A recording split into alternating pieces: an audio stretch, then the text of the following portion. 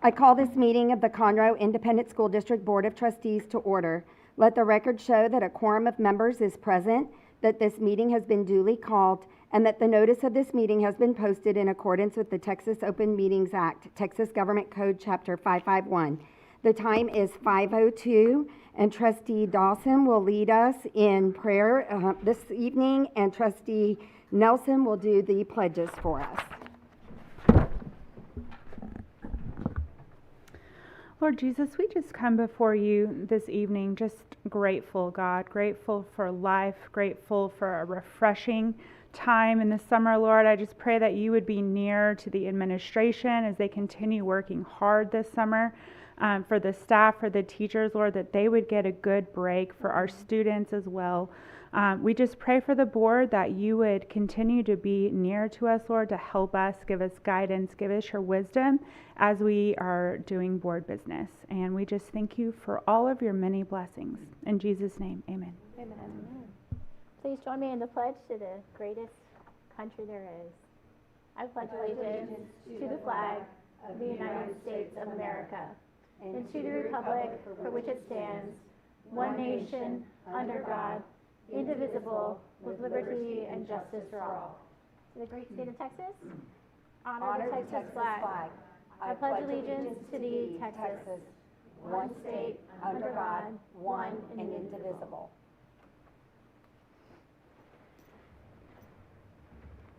Thank you, ladies. At this time, the board will go into closed session pursuant to Section 551.074, which allows for the discussion of the appointment, employment, evaluation, reassignment duties, discipline, or dismissal of public officer or employee, including but not limited to discussing a specific candidate for superintendent. Any action or vote or decision of the board with regard to any matters discussed in closed session will be made when the board returns to open session.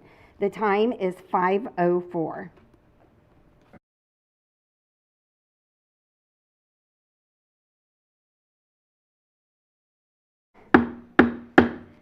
The board is now in open session and the time is 6:09.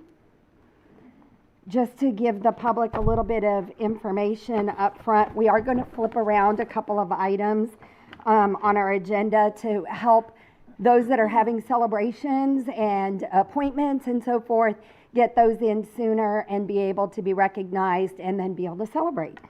So at this time, we're going to jump to special recognition and then go back to citizen participation afterwards based on the way it's worded in the agenda. We're going to start with special recognition of custodial and maintenance department employees. Okay, thank you, Madam President. We tonight introducing our Ambassador Award winners for our Custodial Maintenance Department. We have Executive Director of Custodial Maintenance, Mr. Marshall Schroeder. President Odenwalder, members of the board, Dr. Landry, it's my pleasure to introduce the Ambassador Award recipients for your recognition tonight. First up, some may not be here tonight, but I'm going to recognize them anyway. Miss Christina Torres. Christina works at Oak Ridge High School and is an excellent employee. She's dependable, volunteers to help after completed her assigned areas. For example, when the campus is short-staffed, she consistently goes above and beyond and assists with other cleaning duties. Christina delivers quality work. Next up is Maria Quintero. Come on up.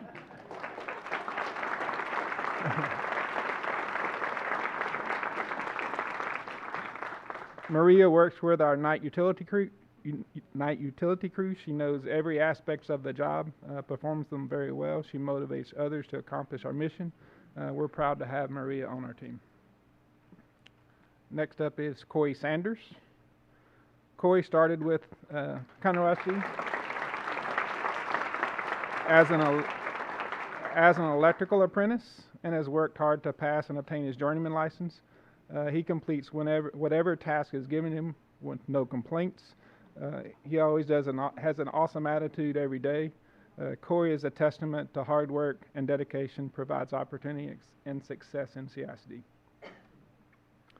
Next up is Jesus Delgado.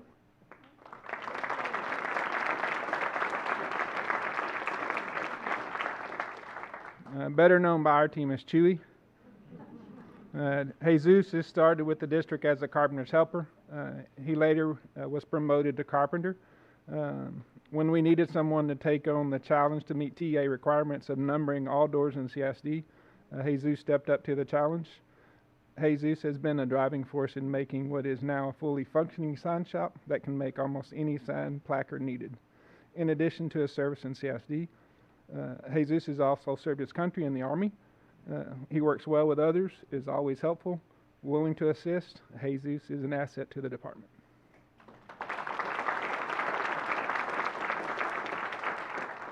Next up is James Lemley.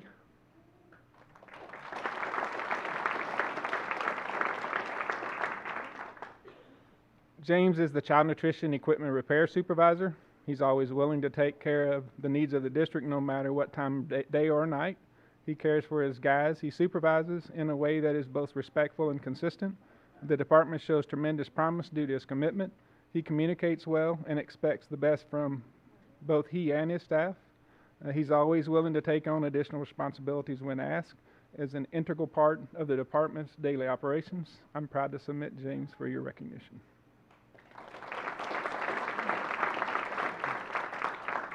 Not able to be with us tonight, Beverly Canalito. Beverly has worked hard as a wastewater apprentice since July of 2022. Beverly cares deeply about her job and for our wastewater treatment plants and our water facilities. Beverly always goes above and beyond. We're proud to have Beverly on our team. Next up is Osvaldo Ramirez.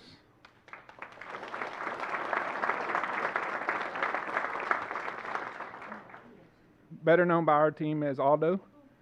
He's been with CISD since 2019. Since then, he has worked hard to obtain his electrical journeyman license, which is a huge accomplishment as a tradesman. He was recently named lead electrician. We love that to have employees like Aldo that provide opportunity and growth and skills in their crafts. He shows us every day that we've made the right decision and that he is the right pick for that role. It was tremendously refreshing to watching the hiring process. He had so much support from his team to apply, and some of the guys are more than twice his age. He leads by example. He continues to work hard to advance his trade and grow as a leader. We're thankful to have him.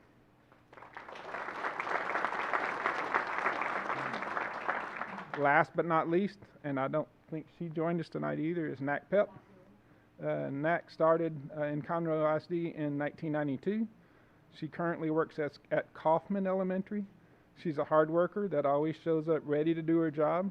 She deserves this recognition. Nack, unfortunately, will retire from CISD in June after more than 32 years of service. We thank you for your service to the department and to the students and staff of CISD of more than 32 years.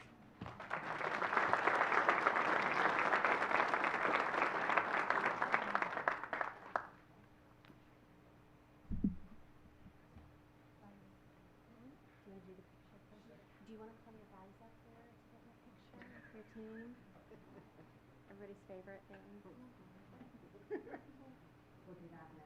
Yes, yes.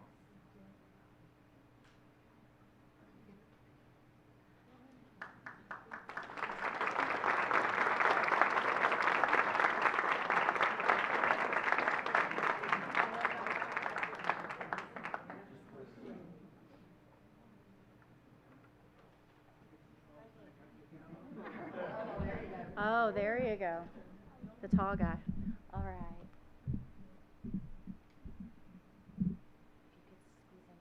A little more, turn sideways.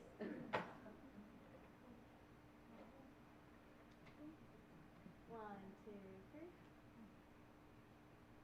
Very nice. And you guys stay put. President Odenweiler has some remarks. Sorry, I don't mean to hit you in the face with that one. It moved over by you. I'm letting you set it up because you know what you're doing. So I just want to say to you all, I'm sorry to put my back to you guys, but how happy I am to be recognizing you today because it was 2 years ago when I sat here thinking about all the hard work that you all do that goes on. It's seen, but it's not seen you doing the work. And so you're the hardest working individuals in our district, the ones who truly put in the sweat equity. Our custodial and maintenance team that you all are, you deserve these ambassador awards. You work often, the work that you do often happens behind the scenes and it makes an impact everywhere. You prepare our classrooms and maintain our buildings and ensure space is safe, clean, and ready for learning. Without this dedication, so much of what we do could not be possible. You show up early, you stay late, and you never stop going the extra mile, often without being asked and rarely with fanfare. Today, we want to be sure you feel seen, valued, and deeply appreciated. On a personal note, 2 years ago, I commented on how much I loved y'all's hats, and Mr. McCord gave me, where are you, Mr. McCord? Gave me a hat, and I've treasured it, although my husband now wears it, and it shows, and I love the sweat equity that goes in, the sweat equity that you all put in, and how you mingle. I love when he's wearing this because I see the mingling of his sweat equity with that of what you all do and what it symbolizes to me. And that is why I don't normally get up here and do these awards, but I wanted to do this one.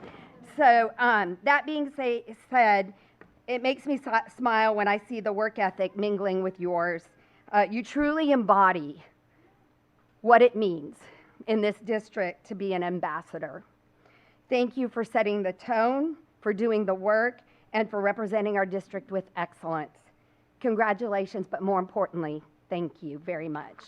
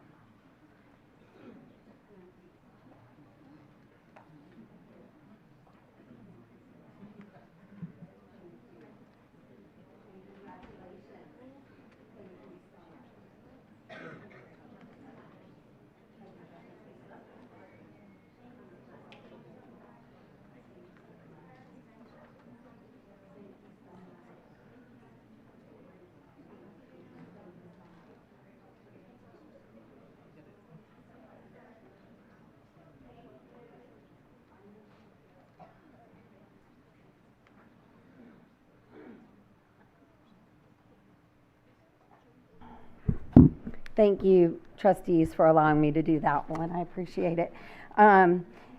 Ambassador Award for Child Nutrition. Introducing our Child Nutrition Department ambassadors tonight will be Karen Patterson, Assistant Director of Child Nutrition.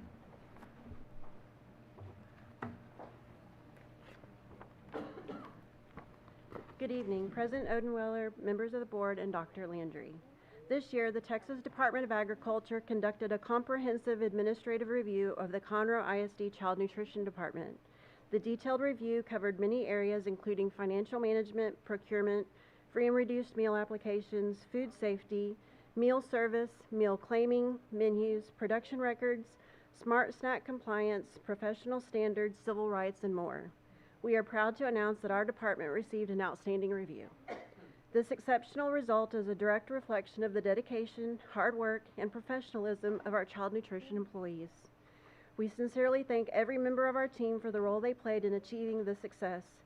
Whether preparing meals, following procedures, maintaining food safety standards, or mentoring others, their commitment ensures our students receive the best every day. Thank you for your excellence and your service.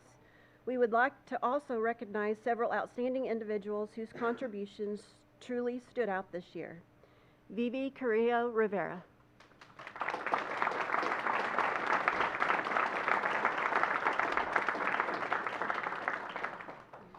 Vivi has been a dedicated member of our department for 15 years. She led the kitchen at Armstrong Elementary with excellence for many years before taking on a brand new challenge this year, transitioning to Stockton Junior High. That alone is significant, but on top of it, she also navigated the department's Texas Agriculture Administrative Review. Vivi is more than just a manager. She is a mentor, a role model, and a shining example of what it means to serve with passion and purpose. Alicia Young.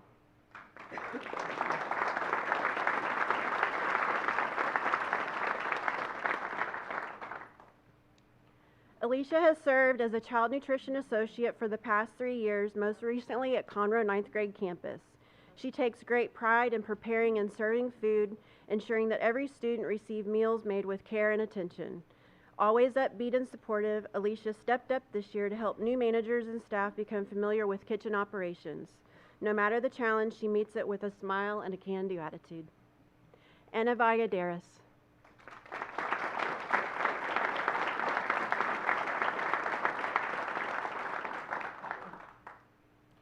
With 15 years of dedicated service, Anna is currently the Level 4 manager at the Woodlands High School.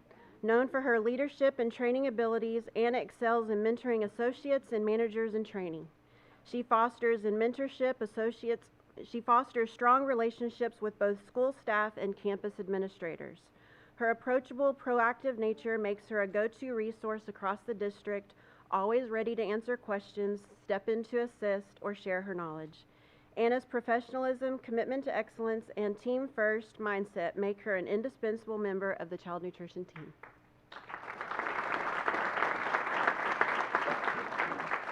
Savannah Welch.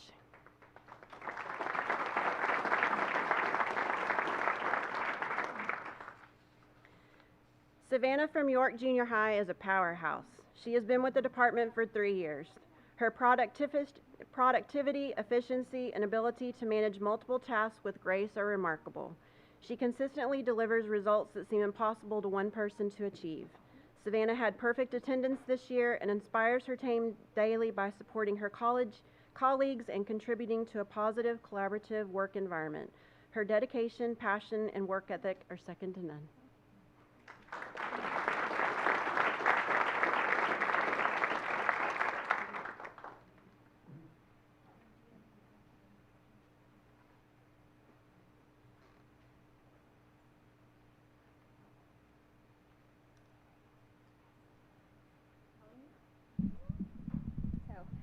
I get to give some remarks on behalf of the board, but on behalf of the board, more importantly, as a mother of 2 elementary age students, I just want to say thank you for showing up every day. Thank you for getting there early and planning, not just planning, but preparing for each day, the breakfast, the lunch, and just all that goes into this department. I can't tell you how much I personally appreciate it, but on behalf of all the parents and all the children in our district, we just appreciate you very much and just want to say thank you on behalf of the board. Just really appreciate all you do. Thanks.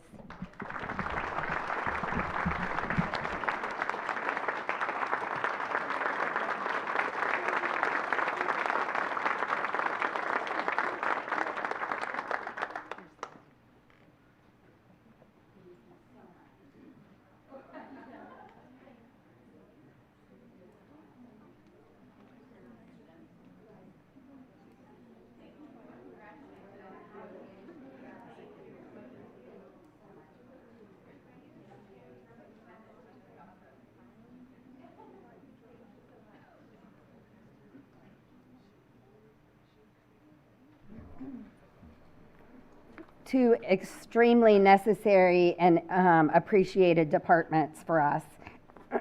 Item number 4, special recognition, 2025 NAMM or NAM Foundation Best Communities for Music Education Award for Conroe ISD. And here to talk about this award for us is Director of Fine Arts, Dr. Bob Horton. Well, good evening, President Odenweller, members of the board, and Dr. Landry. I am excited to share with you that Conroe ISD has received a 2025 designation as a Best Community for Music Education. Let me begin by thanking you, RCISD Board of Trustees, for your continued support of fine arts that allows opportunities like this to be possible. I'll give you a little background on this recognition.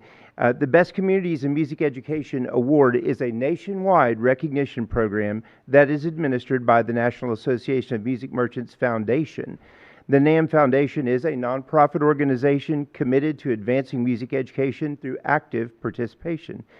Established in 1999, the Best Communities in Music Education Survey is a nationwide search for communities who provide access to music education as an essential part of a complete education, and communities who exemplify commitment and support for music education. So the 26th annual survey measured a variety of factors, including budgetary commitment to music, opportunities for students to learn music, the presence of highly qualified, certified music teachers, adherence to state and national standards, types of musical experiences offered, and opportunities for performance and competition. A community had to show that they are committed to access and high standards for music education in all areas to be named a best community.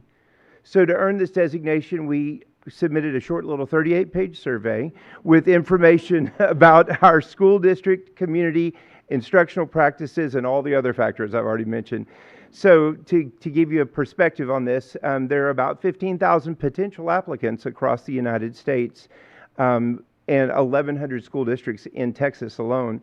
We are one of the 105 to earn this distinction, placing us in the top 10% of Texas.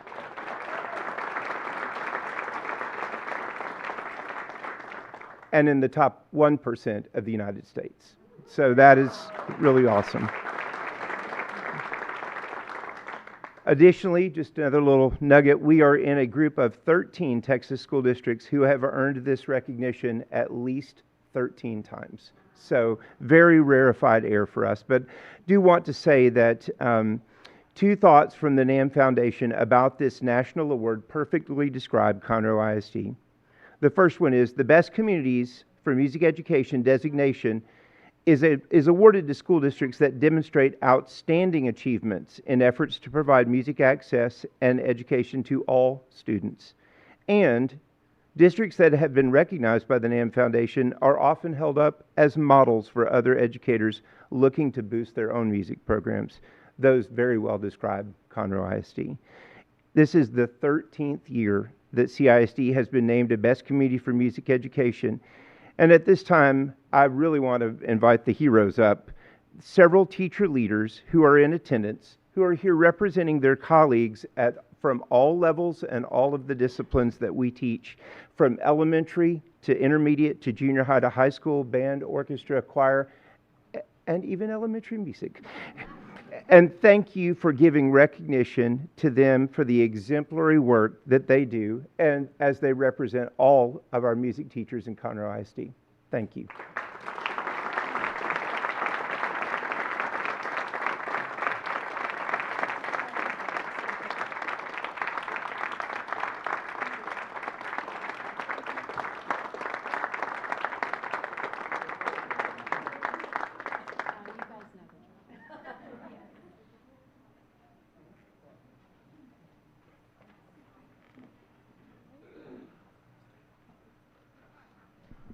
Well, it's you all again.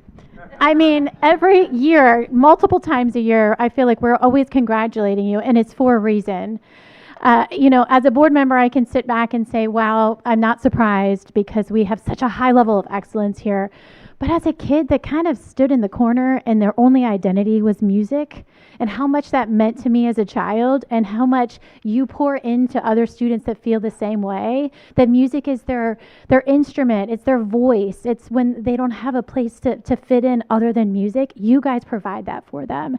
And I am so thankful. As a fine arts student, I'm still waiting on my offer for a duet, but but we are just so incredibly proud to have you all and to pour into our students and just raise that bar of excellence so much higher. On behalf of the Conroe ISD Board of Trustees, we thank you and we congratulate you.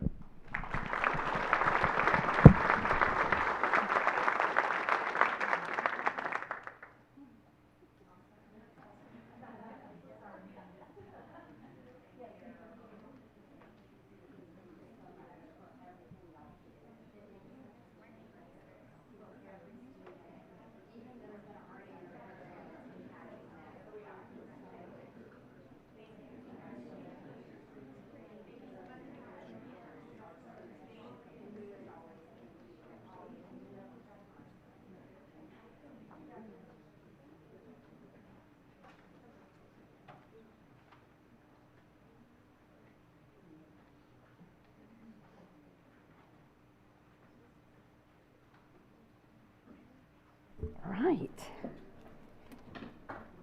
All right, so moving on to, did we agree to do the citizen participation now and then principals after, or are we going to move principals up now? How did you want to do that? We could do the principals now. Okay. All right. At this time, I'd like to jump ahead.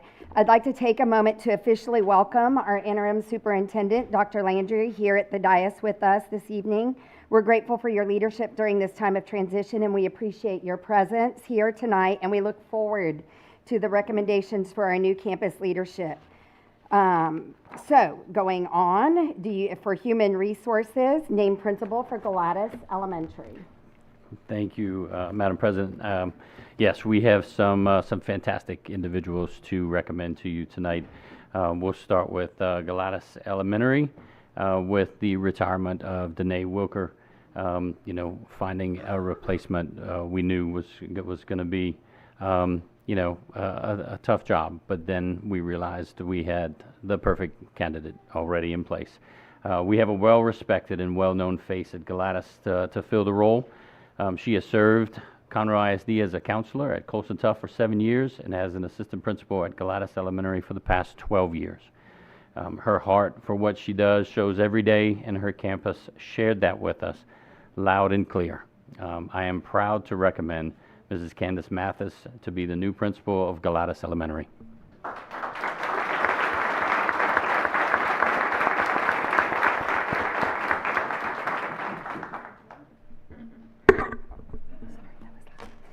All right, thank you, Dr. Landry. Do I have a motion to accept, or do we need to have some discussion? So moved. All right, and a second? Second. All right. That being said, all those in favor show by the uplift of hands. 1, 2, 3, 4, 5, 6. 6-0, and the motion carries.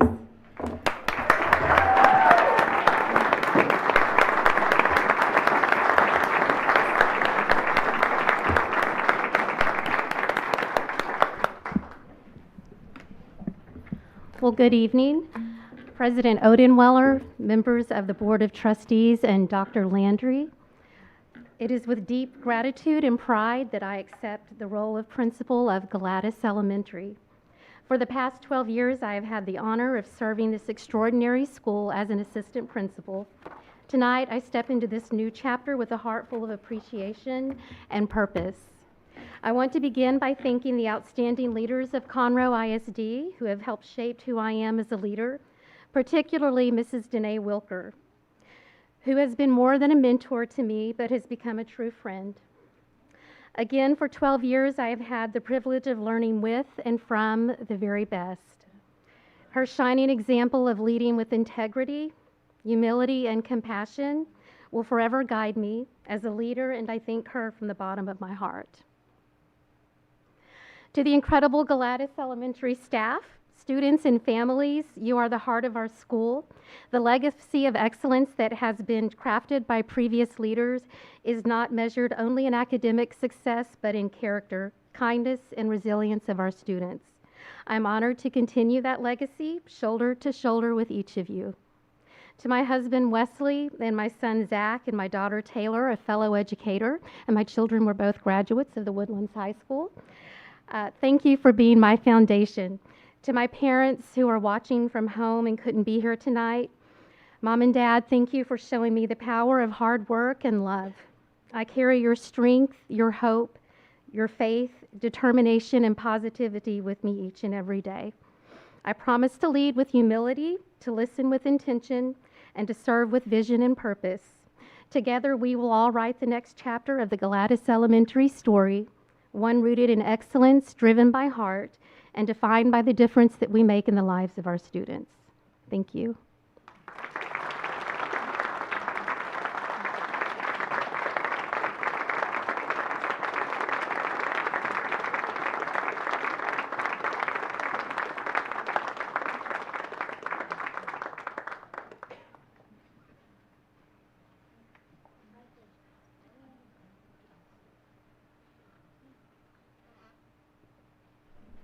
Okay, moving on to name principal for the Woodlands High School ninth grade campus.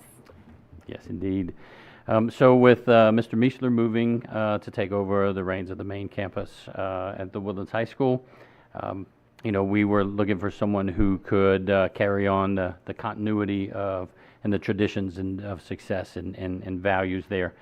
So we have another familiar face who is well respected by the community and staff, and who will help with that transition for this campus. She has served the Woodlands High School since 2008, and most recently has been right by Mr. Meisler's side this past year as the associate principal of the ninth grade campus, making this transition as seamless as possible.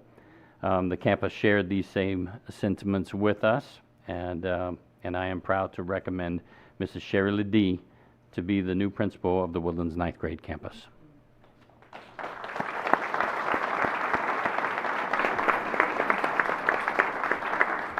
Thank you, Dr. Landry. Do I have a motion? So moved. Second? Second. Okay, all those in favor, please show by the uplift of hand. And the vote carries 6-0.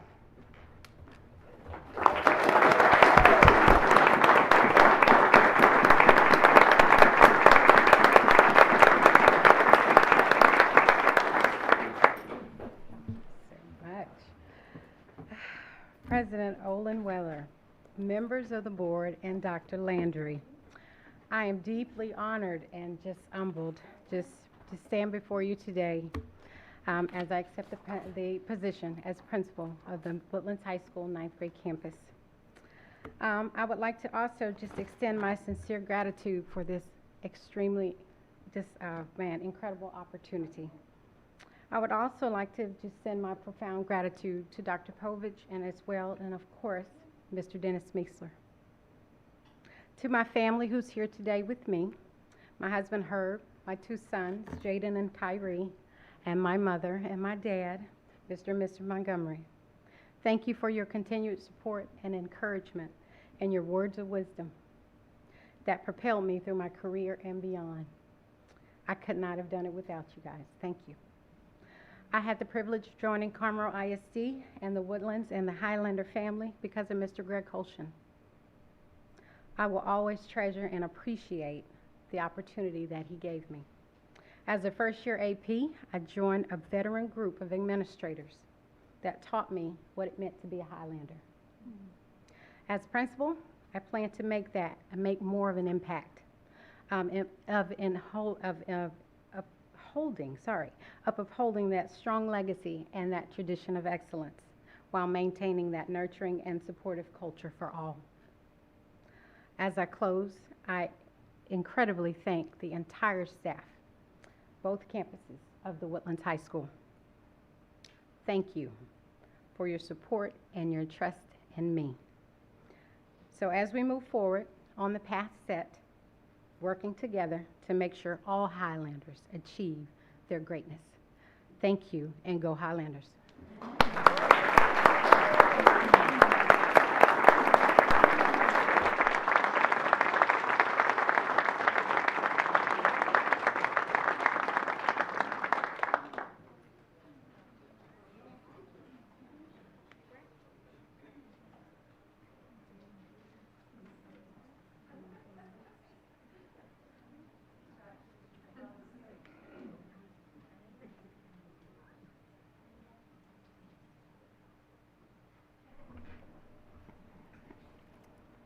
All right, naming of the principal for Conroe High School ninth grade campus. Okay, yes, ma'am. We are fortunate tonight to have a long-standing Conroe teacher, coach, and administrator to recommend to you today. He has been part of the CHS feeder since 2012 and even student taught with CISD. He spent 6 years at CHS ninth grade campus as a teacher and coach, and the last 4 years as an assistant principal at the main campus, and has truly played a role in the shaping of the entire feeder's culture. I am proud to recommend Mr. Spencer Neal to be the new principal of Conroe High School ninth grade campus.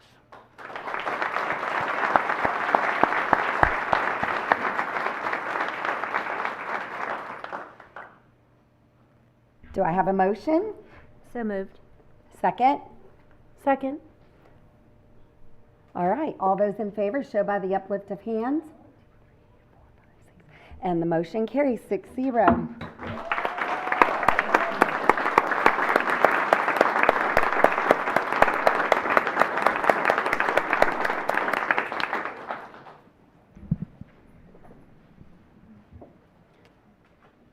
Good evening, President Odenwiller, members of the board, and Dr. Landry.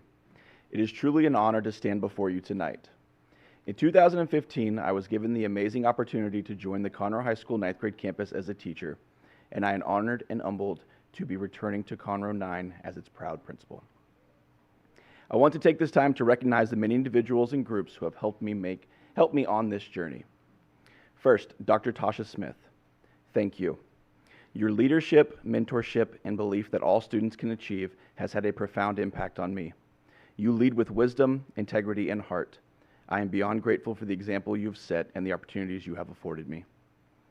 To my Conroe High School family and my Conroe feeder friends, thank you for your guidance, your encouragement, and your unwavering dedication to our students. To the CHS admin and counseling team, thank you for your friendship and encouragement. Each of you has contributed to my growth in ways I will never forget. To my family, thank you for always standing in my corner. Your belief in me has always been a constant source of strength and encouragement. To my amazing wife, Katie, you are the anchor of our family. Your patience and understanding and encouragement, especially during the long days and the late nights, mean more to me than I could ever express. To my daughters, Addison and Ellie, you are my greatest motivation. Everything I do is with the hope that I can help other children succeed the way I hope and pray you will.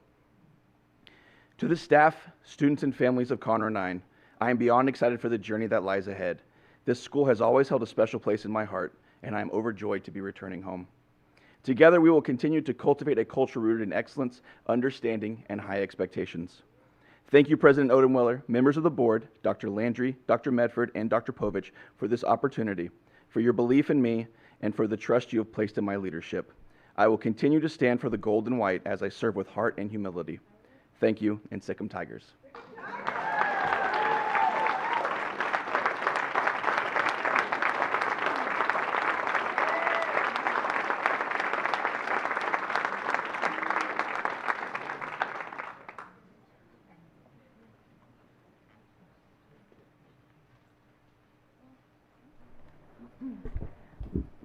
I want to say thank you to the citizens here that are waiting to speak. I just appreciate your patience on taking that moment for us to recognize them so they could go and celebrate with their families. So I just appreciate you waiting. And your words are as important to us as that, but I just wanted to, especially those with kids, to let them get on their way. So now we will get to our public participation statement. During the portion of this meeting, patrons who have signed up in advance may address the board in accordance with the Texas Open Meetings Act, Texas Government Code Chapter 551, and Board Policy BED. For comments regarding an issue on tonight's posted agenda, the board will defer its discussion of the issue until the item is reached on the agenda. For comments related to an issue that is not on the board's posted agenda, the board cannot deliberate or make a decision relating to that issue. We also ask that speakers address their comments to the board and not the audience. If any speaker's comments are regarding a complaint, the board directs you to its policies regarding complaints, which can be found on the district's website.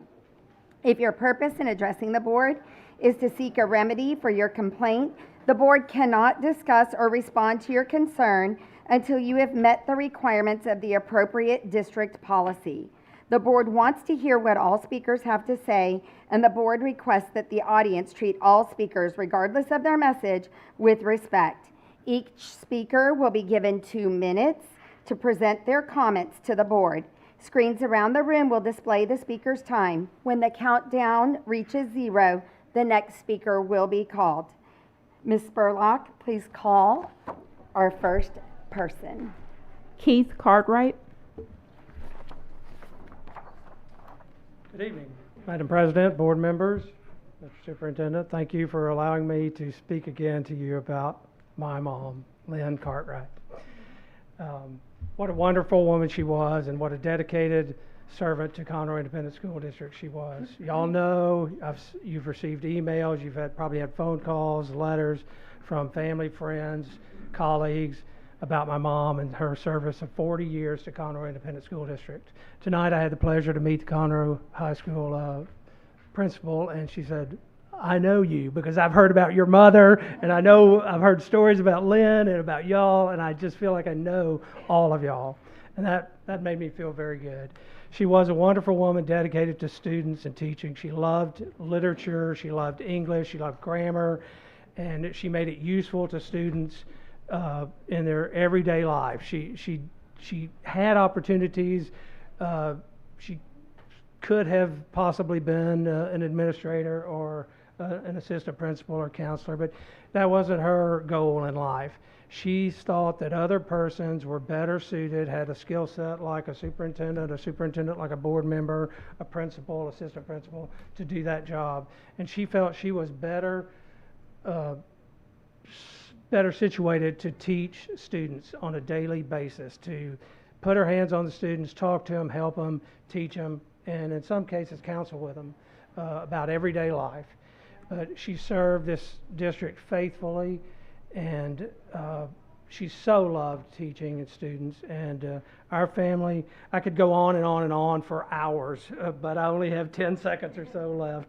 You've heard a lot from me. You'll hear from some of her colleagues tonight who actually taught with my mom. And I know that y'all have received emails and such from students and friends.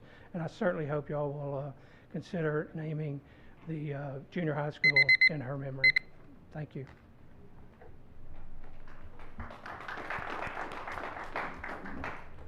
Susan Haji.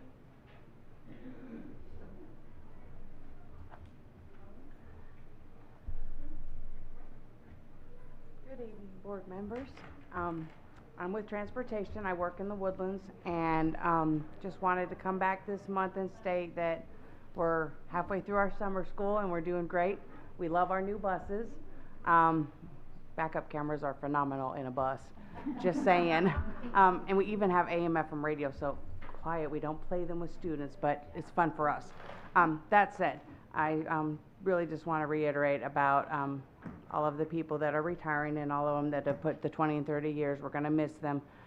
But our biggest fear still is there's not a whole lot coming through the pipeline right now, at least in training. Our monitors and bus drivers and standbys like myself that are here every day. We're only a small team, at least at my station, about 20 people right now for summer school, because that's what we need. But some sort of incentive package, some sort of new benefit package for the ones that are here and that are coming in and that we want to stay, because there's a lot of us that are really nervous about August 12th. I think that's our starting date. Just want to thank you all for everything that y'all do up here. I know that you are thinking of us, and I appreciate that. But just to say thank you all for everybody else here that was awarded tonight. We know that we're one small aspect, so as long as that we stay in everybody's wavelength, that we need a lot of help down there. So thank you very much for your time. I appreciate it.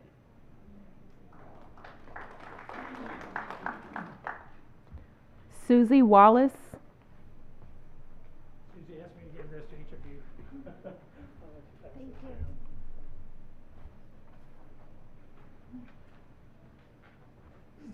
Sorry, I'm slow. I'm an antique, and it takes me a little while to get things together. You've earned that time. Thank you. Lynn Cartwright, she was memorable. She had many measurable moments. She left a legacy at CHS and in the community, instilling love in the hearts of students she taught, who ultimately graduated from CHS and who replicated her gracious love and kindness toward others as they became community members. Rarely did a day go by that former students did run up to her and say, "Hi, Miss Cartwright, do you remember me?" She responded with the correct name every time. Multiple times, students entered her room the first day and said she taught their parents, and Mrs. Cartwright had been their favorite teacher, and she was an English teacher. When CHS began to plan to group ninth graders into teams, Lynn became a team leader with selfless, infectious passion for following the golden rule. Treat others as you would like to be treated. She believed direct instruction and practice daily would improve the self-respect and respect for others of everyone in that classroom. This is what you want people to think of, seeing her name on a building as they're driving by, or walking inside, feeling that aura of her angel spirit floating around, prompting all in there to spread their heartfelt wings, to bring souls together, to realize educational and inner spirit accomplishments and achievements. Inspired and engaged students and others to guide students to become their best. She believed in teaching emotional IQ, which is so important now, and she could mingle content with emotions and teaching self-discipline to handle your anger and develop personal integrity and strength. She combined life lessons with the English content. Remember, Romeo and Juliet made bad choices. Lynn should be your choice. I lived it with her as a co-teacher, as a fellow CISD teacher, and friend. My eye-to-eye experiences, firsthand experiences, aren't hearsay. Now look up at this angel and say, Lynn, you deserve this. As an underpaid, overworked, unnoticed, often disrespected teacher, you continued on for 40 years because of your passion and love. Thank you very much.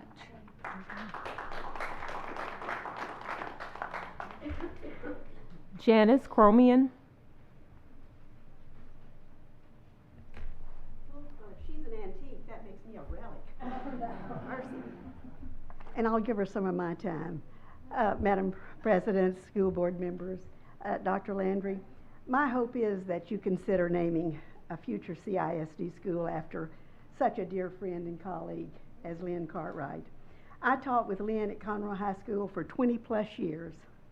I know firsthand not only of her dedication to the education of her students, but to her compassionate, generous heart in helping students with wise advice and financial assistance. Lynn had so many talents, and she often used her sewing skills to provide a prom outfit for many of her students who no longer were in her class, but still called her friend and kept in touch with her after they left her 9th grade English class. Without the assistance of Lynn, they would not have been able to attend prom. Lynn Cartwright was the epitome of the in-the-ranks classroom teacher. She knew her calling, therefore dedicating 40 years of her life to that profession. Thank you so much.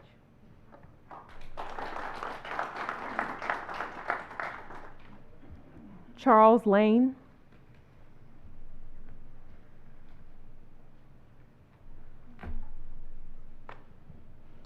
Hello.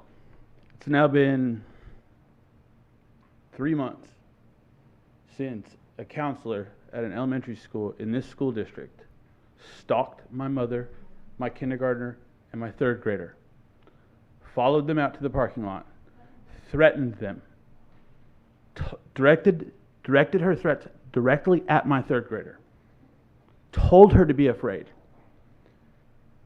3 months. The incident has been investigated.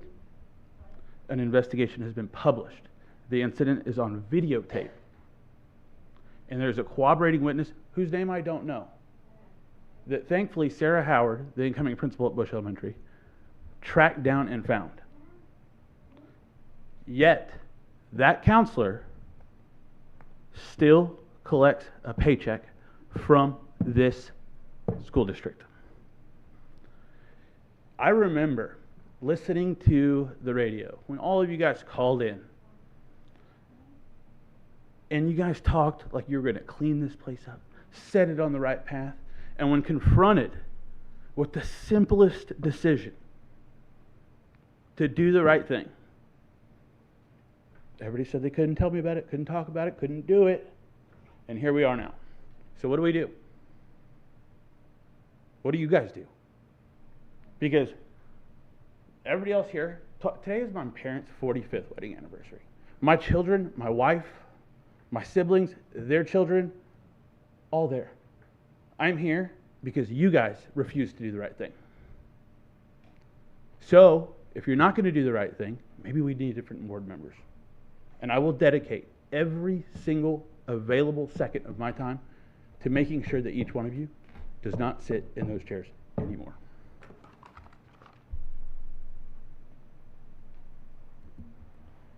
Gail Caldwell. Gail Caldwell. Brent Vasey. Brent Vasey.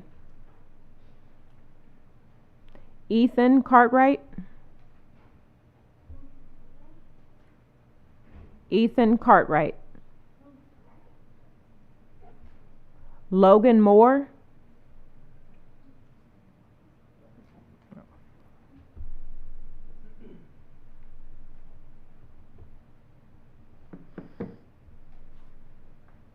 Sorry guys, just came from work. Good evening, members of the board, Madam President, Dr. Landry. I'm a kind of a different perspective. I want to talk to y'all about Miss Lynn Cartwright. So I first met Miss Cartwright actually as a student at Conroe High School back in probably 2009. At that point, she was already retired and was substitute teaching at that point. Funny enough, fast forward 10 years, I ended up marrying her granddaughter. And so anyhow, it's kind of funny. So I knew my wife's grandmother before I ever knew her. And I'll tell you, from sitting, looking back all that time ago, she was a different breed, kind of just a trailblazer, a person that was firm but fair, a person that would call something for what it is and still be committed in life thereafter. Ms. Cartwright graduated from Sam Houston State University in the early 1960s and began teaching at Conroe ISD in 1964. She retired in 2004. I mean, as you've heard several times before I've gotten up here, she taught for 40 years. And then, as if that wasn't enough of a career, she continued to substitute thereafter, and ultimately all the way up until her health would no longer allow her to. She was really one of a kind, and one of the few people I can think of that probably taught 3 generations of certain families. That's kind of wild if you think about it. But, in closing here, she truly lived the motto of her alma mater. A measure of life is its service, the motto of Sam Houston State University. And I think she would reflect well upon the Conroe Independent School District as seeing a school named after her possibly in the future. Thank you each for your time and consideration. May God bless each of you.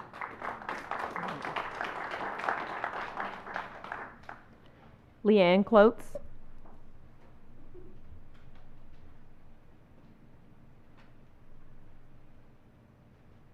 Hi. Thank you for allowing me to speak tonight. It's an honor to come speak to you about my grandfather, James Howard Moore, who we are asking to be named after, or the district ag facility to be named after him. 2 minutes is not enough time to talk about the impact he made on CISD, Conroe High School, the FFA, the Montgomery County Fair, and the lives of students for over 40 years, both as a teacher and an administrator. He and my grandmother, who taught English at Conroe High School, probably with Ms. Cartwright, were passionate about education and inspiring students. It would be impossible to count the lives that they touched. At the last board meeting here in May, one of my grandfather's former students spoke to you about the impact he had on his life, and over the years our family has heard countless stories from former students the same. He was first and foremost a teacher, and he loved students. For 30 years, he gave of himself endlessly to see to it that students succeeded. He was not just an ag teacher. Even though as an ag teacher he spent hours after school and into the night at the homes of his students grooming animals, he did so much more for them.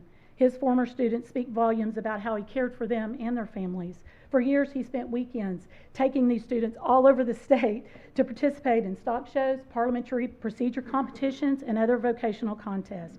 After leaving the classroom, he went on to become the supervisor of the vocational school at Conroe High School, and as an administrator was able to make a bigger impact in more students' lives. He loved Conroe, and he loved the people. And the Montgomery County Fair Association, as we know it today, were derived from the Candy Cane Park field days that he started years ago. He was what the FFA stands for. He worked tirelessly to ensure that each generation of kids would have a platform to showcase their hard work, their dedication, and that it would lead to leadership roles, personal growth, and success in their future. I am a graduate of Conroe High School and the University of Texas at Austin with a degree in education. As a teacher, I'm the daughter of a teacher who taught 40 years herself in Conroe ISD, the granddaughter of 2 teachers, the niece of a teacher, the mother of 2 boys who have multiple college degrees. I understand the importance of a teacher, and rarely do we have an opportunity to honor one. So wouldn't it be fitting to name a school district ag facility after somebody who spent their life doing all of those things? Thank you for your consideration. Thank you so much. Thank you. Michelle Beineman.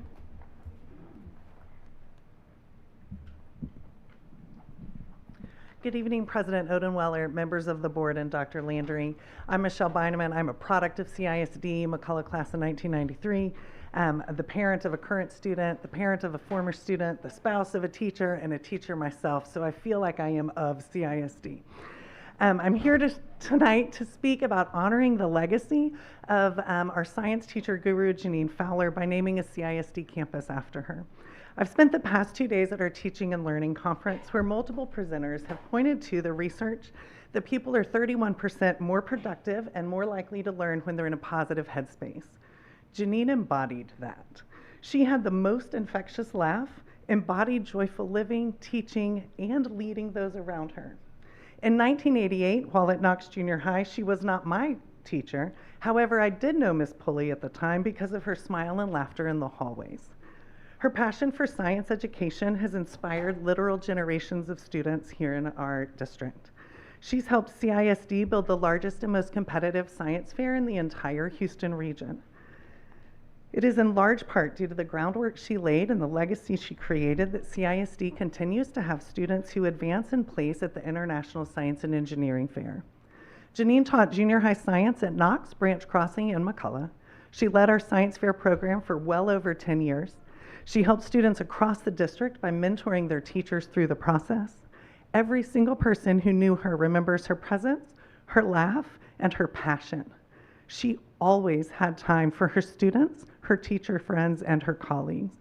She was involved in science education in our community and our schools as well as the state level. Naming a campus after her will honor her legacy, which embodies her passion for students, her passion for teachers, the value of being embedded in the community with which we serve, and choosing joy. I thank you for your consideration.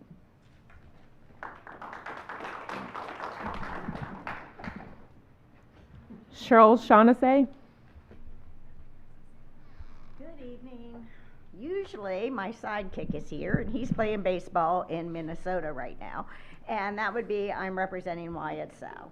Wyatt would like you to consider naming Conroe Virtual Academy Conroe Virtual Academy.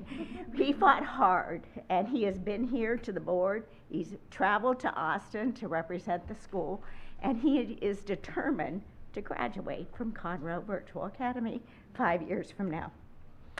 So we would respectfully wish that you would consider naming and keeping Conroe Virtual Academy. Caveat, we would like to also be on the app. We are the only school that's not on the app right now, and we would like to be, whatever our name is, be on the app. As a grandmother in this district, I also am accustomed to finding those hidden gems that you hide in the district, and I had the opportunity this summer to find such a gem. And that would be the Leadership Academy for incoming 8th grade students. The Suchmas did an outstanding job of for 18 years, I understand, putting together the academy for incoming 8th graders. I've also realized there's over 4,500 incoming 8th graders, and out of that, 60 are chosen to attend the academy. It was a life-changing experience for Wyatt, and he would like to thank you for that. He would like you to also make sure that you keep those hidden gems out there for other students to be able to participate in and to have the opportunities to participate with. He also thinks that putting the San Jac River Authority should stay in any academy that you do, because it was the most powerful presentation he went to during the Leadership Academy. And I received 5 photos from that and nothing from anything else.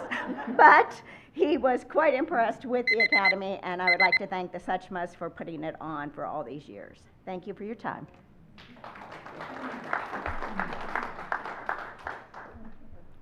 Liza Hernandez. Liza Hernandez.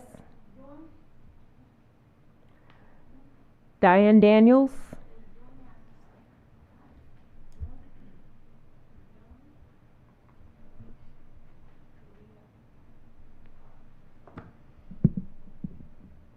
Good evening. Some of you ran on a conservative Christian platform. I believed in you, and I worked the polls because of your platform. When will there be elected officials that do what they ran on? The only one I see is Trump. Common sense. The porn books are still in the libraries. The girls' swimsuits are still inappropriate. The Bluebonnet curriculum was voted into without regard of the teacher and residents' input. The vocabulary is not age appropriate, among other issues. The previous board, we knew who was a liberal. There is confusion. Positions on issues have changed. You are not doing what is right for the children. The past 4 years, I have asked the board to do the right thing. Common sense. It is not a hard question. You should always live your life by doing the right thing. God has the final judgment, and what happens? Have you betrayed him too? Do the right thing for the children, not for you or your political ambitions if you have any. Just do what is right and just what you ran on. August should be interesting. When parents see the vocabulary at a 7-year-old's learning, and you approve this curriculum for them. I have a feeling you're going to have a lot of parents to answer to, because this curriculum is inappropriate in many ways. I know you see positives in it, but I don't think you see the majority of the negatives that are there as well. And I think you need to prepare yourself for that, because parents will speak out once they see what's going on.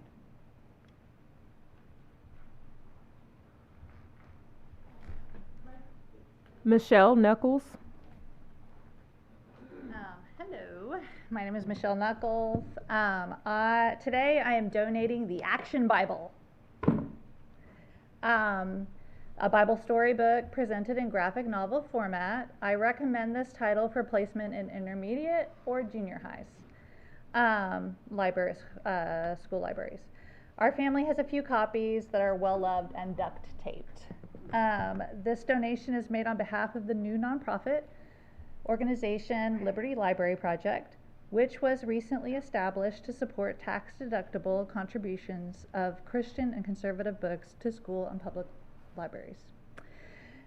Our website will be launching within the next couple weeks, and we look forward to expanding access to stories that share the values our country was founded on. And can I leave this with you? Is that okay? Okay, great. Thank you for your time and consideration.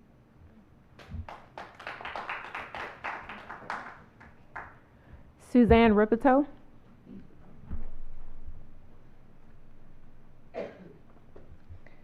Good evening, President Overweiler, members of the board, and Dr. Landry. CISD is recognized as a leading district in the state. Much of what makes this district great is the outstanding teachers that impact their students' lives. I have taught in this district for over 30 years and have seen firsthand how educators like Dolly Vogel, David and Sherry Suchma, touch the lives of their students, their colleagues, and their communities. I believe Janine Fowler is one who sets that limit.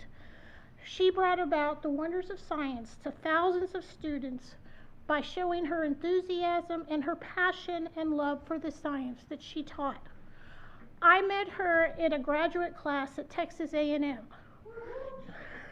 She felt that she did not have the knowledge to teach a new 8th grade curriculum. And so she paid for that class on her own. Everyone else in the class had low socioeconomic disadvantaged students that allowed the grant to be given to us. She saw that her knowledge was more important than the money. She's brought emphasis to the community outreach by being a teacher and a speaker for Girl Scouts of America, the Wonders of the Woodlands Camp.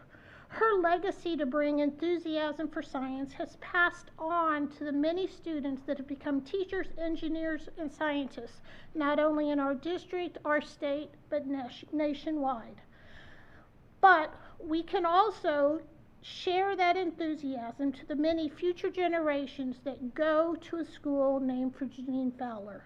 I strongly recommend to the board to name a school after her. Thank you very much. Jeff Zedler.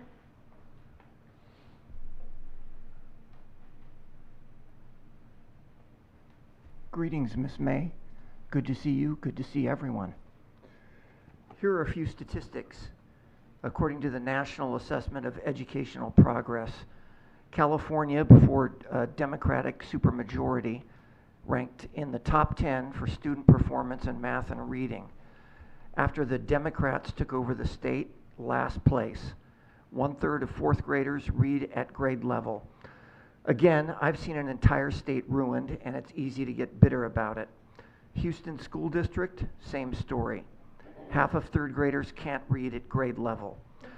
Now, as far as picking a superintendent and going through the candidates, Ms. Odenweller, let me help you. Here are all the liberal candidates. Here are all the progressive candidates. Here are all the Democratic corruptocrats.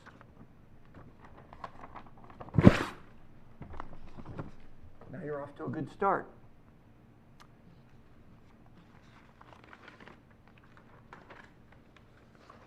What do the following things all have in common? Internet, computer, phone, car, camera, paper, the wheel, printing press, radio, refrigerator, TV, GPS, bicycle, and much more. All of these things were invented by the patriarchy.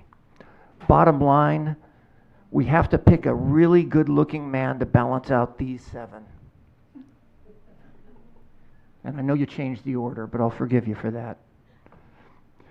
Can't we give a man a shot? Please. Anyway, I want to close on this. There's so much confusion that I've seen at previous meetings with this complicated phrase, all means all. And I'm selling them on my website for $30. Maybe we can start to all understand it together. I'll autograph it, and that'll be $1,000. Thank you, everyone. It's free for you, Miss May. Ryan Samoris.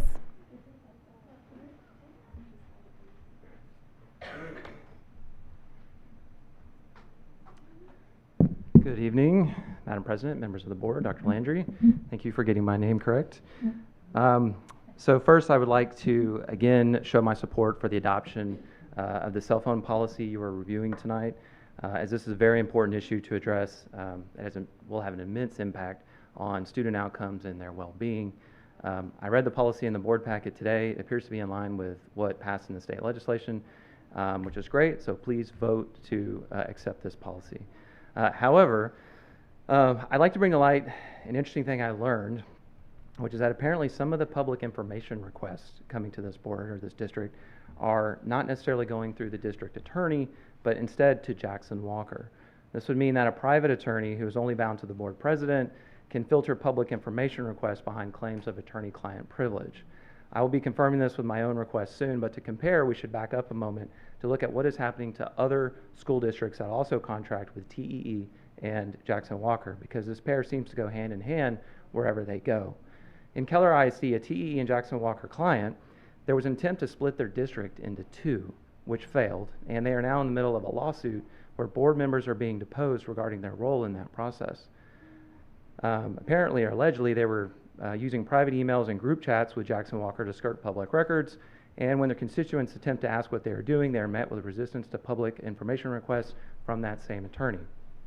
Jackson Walker just billed Keller ISD for $170,000 for their role in the district split, and all public records show a completely redacted invoice. So not even the public can see that information, not even their board can see that information. There's a growing list of these activities with TEE and Jackson Walker, including Princeton, Grapevine, Mansfield, and on and on. Obviously, I'm not an attorney, but operating with these organizations comes with a certain amount of risk, and that risk appears to include limited consulting capability and bad legal advice. I recommend that this board be very careful with the actions it is taking with these organizations, and that you understand that if you take one step too many, you may find yourselves being deposed. Thank you. Susan Scruggs.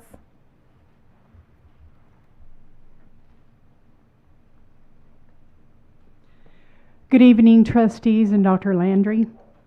I just want to thank you for being principal at Woodlands High School. I had two granddaughters who successfully went through the high school and are having a success in college right now. So thank you. This evening I wanted to bring to you the sword of the Spirit, which is the Word of God, which is the strongest and most powerful thing in the universe. Matthew 5:18 says, "Let your light shine before men, that they may see your good works and glorify your Father in heaven." Psalm 119:130 says, "The entrance of God's words gives light. It gives understanding to your plans." And God can bless each of you with these gifts. He gives light, clarity, understanding, unfolding of His supernatural wisdom. You can be a strong role model for others. I encourage each of you to become a light to show your goodness, because God has entrusted you with caring for 74,000 of His children. To change the subject, I wanted to donate some Brave books, and I'd like them to go to Derechen Elementary School. These books are filled with character building traits, such as how to stand up to peer pressure and the dangers of giving in to peer pressure, how and why to tell the truth, how to persevere through hardships. Really good principles for any kiddo. So anyway, here's 8 books, and I sat in front of a librarian who had just retired, and she thought these were top notch. She looked through a bunch of them, so I was excited to hear that. Thank you.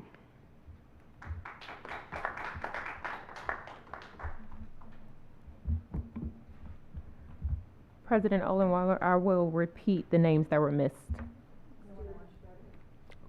That's correct. Our last one, Stuart Schroeder.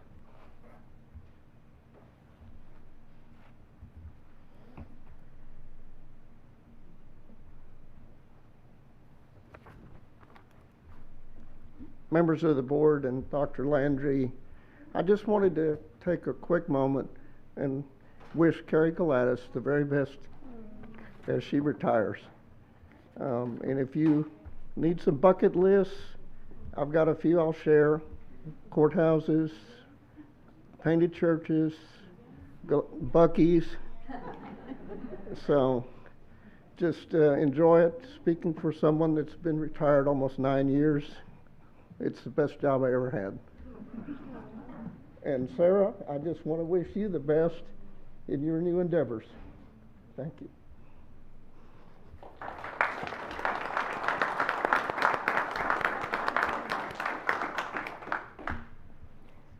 Gail Caldwell, Brent Fasay, Ethan Cartwright, My son wasn't able to attend. He's a detective and wasn't able to come, so he asked me to say a few things. Board, Dr. Landry. He's the 4th generation graduating from Conroe, and he wanted me to also mention Loop 336 is actually Cartwright Road after his great-great-grandfather, and that's pretty impressive. I'm his mother, and I retired from Conroe about 1.5 years ago from the finance department. I was the accounts payable coordinator, and he wanted to say that his dad's business this August will be in Conroe for 70 years. Cartwright's Western Wear Conroe Shoe Shop since 1955. That's just pretty much the base of it, and he wanted me to say those for him. So thank y'all so much for allowing me to say that for Lynn Cartwright. Thank you. Leah Hernandez.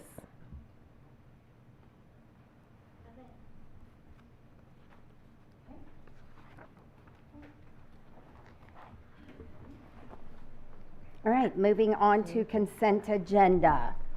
Do I have a motion to accept the consent agenda as presented? So moved.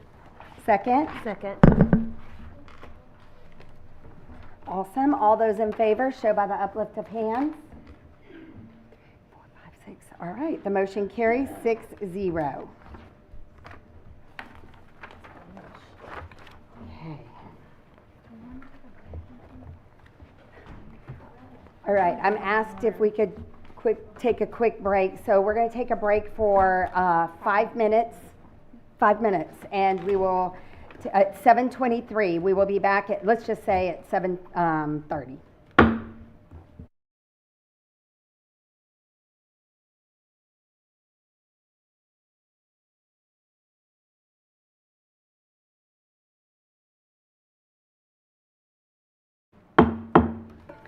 The time is 7:33, and we are back in session to receive presentation, engage in discussion, and consider and approve the superintendent search plan.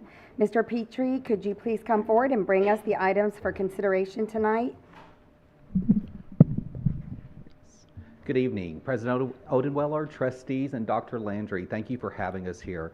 And what a great night to be in Conroe ISD. So many positive things happening in your district, and we are happy to be a part of your meeting tonight. I do have to say I'm very excited. I think this is my very first time before you that I have not had a time clock, so I can actually just visit with you. It's great. It's a great feeling. We have some updates for you to consider and also a plan to approve because, Lord willing, and I'm going to knock on some wood here, your search will go live tomorrow. So let's tackle these agenda items and we'll clarify any questions before we move forward. First of all, as a matter of update, we have conducted, according to our proposal, seven individual trustee interviews with each of the 7 trustees of the board to gather input, feedback that has driven the development of our candidate profile. We have used the information that we received from those interviews to help construct that candidate profile. We also conducted 9 superintendent cabinet level interviews as well. You received the summary of those activities yesterday so that you can see the perspective of each of the cabinet members as you move forward through this search process. The 3 items that I would like to present to you tonight, which I'm encapsulating as the superintendent search plan, is the search timeline, the candidate profile, and then the community engagement plan. So without further ado, let's dive in. We looked at many different possibilities and I solicited your feedback on different types of searches and timelines and pros and cons for each. What I'm presenting to you here tonight is a modified traditional search timeline, which is a typical 30-day posting, and then an additional approximately 60 days to do the necessary vetting, your 21-day waiting period, and then of course finally hiring and naming that final superintendent after the loan finalist period has expired. This position would post tomorrow, June 18th. We would begin community engagement and input through the months of June, July, and August. And I did push this out to August because we do have the capabilities to keep especially those virtual surveys as open as long as possible, you know, up until the time you start screening and vetting those applications. So some of those activities could in fact occur in August. And we're going to look at the community engagement input plan a little bit more in depth here in just a moment. So just know that we're going to dive into that particularly in just a moment. Our application deadline would be July 18th at 5 p.m. Central Standard Time. We would look into the month of August, and this is going to be dependent, and we talked about this in these interviews. August gets crazy. You know, we have the opening of school. There are so many things going on in August. Scheduling those exact interview dates it's a little ambitious without knowing exactly what those calendars are. So we do know that they would happen across the course of the month of August, but we will work with your individual calendars and availabilities to specifically schedule those rounds of engagement. We are planning on 3 rounds of interviews, narrowing us and funneling us down to naming a lone finalist sometime during the month of August, okay? After that, we have a 21-day waiting period in which the lone finalist's name will be publicized. We literally have to wait 21 calendar days. During that time, you know, a lot of actions done on contracts and all of the necessary agreements that have to be made between the candidate and the board. And that will bring us into September when that time has passed. And sometime in September 2025, we will vote to hire, and the lucky new superintendent gets to begin working for Conroe ISD. Any questions about this proposed search timeline calendar? Okay, well, I will proceed then. Our interviews drove us to developing a superintendent candidate profile. I'm not going to read to you all of the particular words. You've had an opportunity to review this ahead of time. We have the typical qualifications, professional qualifications of a superintendent. And then we developed by category leadership philosophy and values, academic priorities, experience in governance, community engagement, and teacher and staff leadership. On a follow-up slide, we will get into some personal attributes, but I'm going to linger here just a moment to let you peruse that and answer any questions that you may have concerning these qualifications. As we talked in our interviews, this candidate profile is meant to paint a picture of what type of person do we want to solicit for the position of superintendent. If there's no questions, I'll move to the next slide, which this gets into more of the personal traits.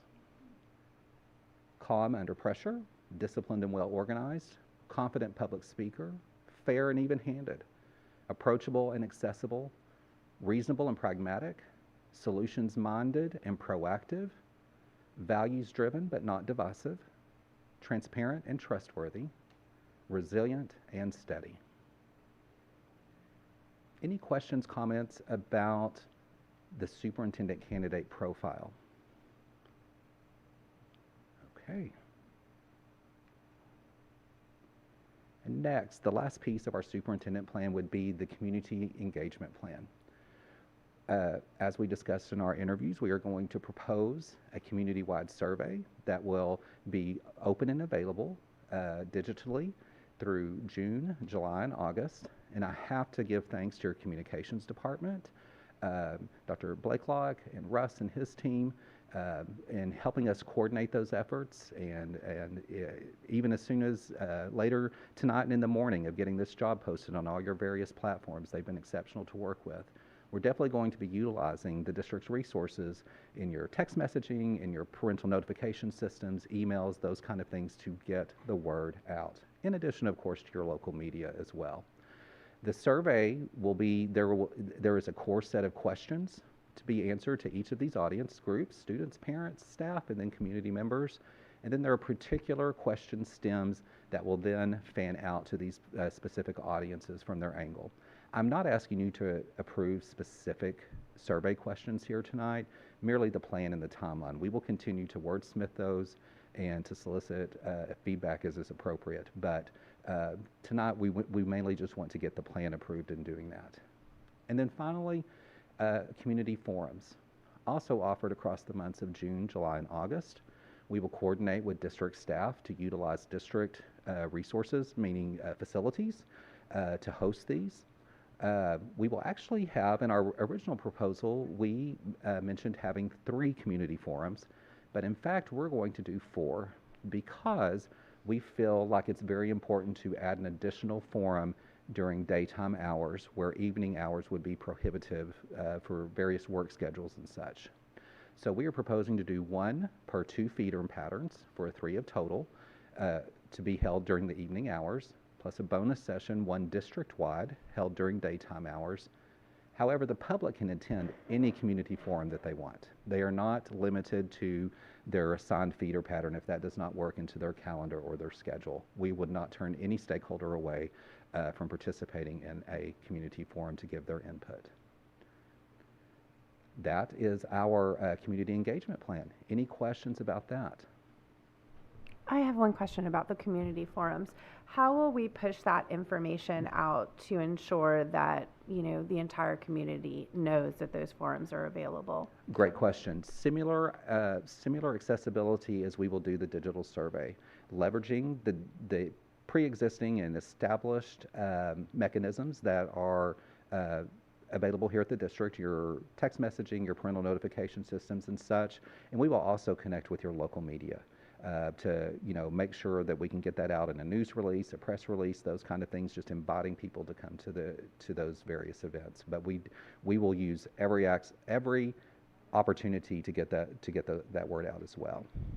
History tells us, and we see in different things, community forums they're either a knockout or not many attend. There's not kind of a middle ground. It's usually a really big thing, or there may be a small group. Any input's valuable, and we will be there to collect it no matter what it is. We will also provide, this is just something to note, this isn't our proposal, but I want to just draw your attention to it. We will have translation services available at each of these community forums should they be needed, and the surveys will also be issued in both English and Spanish as well.